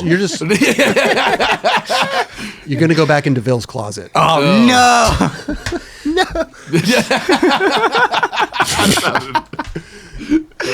Christopher Hiett, dude. Hiett. Oh my Come on, God! man. I'm sorry. I'm sorry about it. God damn it. Topher Hiett. Topher. There it is. Christian Bob. Christian Bob. There you go. Another nickname for the record books. Christian You know. Bob. No, congrats on everything. Thank bro. you. And Yeah, bro. Thank again, you. doors always Thank you for open. pulling up. When you do your new video part comes out for Powell, Yeah. man, come back. You and I Andy would can come love on to. the show, talk about the Dude, video. I We would could do- love to. Let's do it. I'd love to come on anytime you guys need a guest for Dude. a live stream. Oh, a live stream too? I love any of those Okay. things. I would Okay. love to That's do good. if you ever need someone. What about you? Maybe for the Fallen video, you and Dalton. Let's do it. We could even get Nolan too. We get all three of us. Oh, If you perfect. guys want That'd to? be dope. Get all three. We could review the video. Yeah, I would. I We're mean, gonna be brutally honest, though. Yeah, you can be. Chris is harsh, dude. Of course. I can be sometimes. Yeah, I want Color you to. wheels sometimes throw me off. Ooh. Not a big fan. Got a lot of green wheels in those. Not a big fan. Those deduct points, Chris. Yeah, not a big fan. And double flips. I'm not a. I don't have any double flips in this part. That's good. Benny Yeah. Hannas? That's good. I'm about to go film one now. 'Cause you guys I'm gonna go do a double flip Benihana now. No. with colored wheels. With colored wheels. You will never be allowed back in here ever again, man. No, dude, thank you so much for coming on Thank the show, you. dude. Seriously. And again, doors always open. We'll do something fun in the future. I would love to. Yes. Seriously, it's been such an honor. Shout out to all of you guys. Seriously. Like, Thank you, bro. Dude, thank you and so congrats appreciate and it. everything, dude. Yeah, Thank you. dude. Unbelievable. Amazing, bro. Yeah, That was Thank you great. guys. Good shit. Yeah. Oh my That God. was fucking awesome, dude. Thank you That was guys. cool.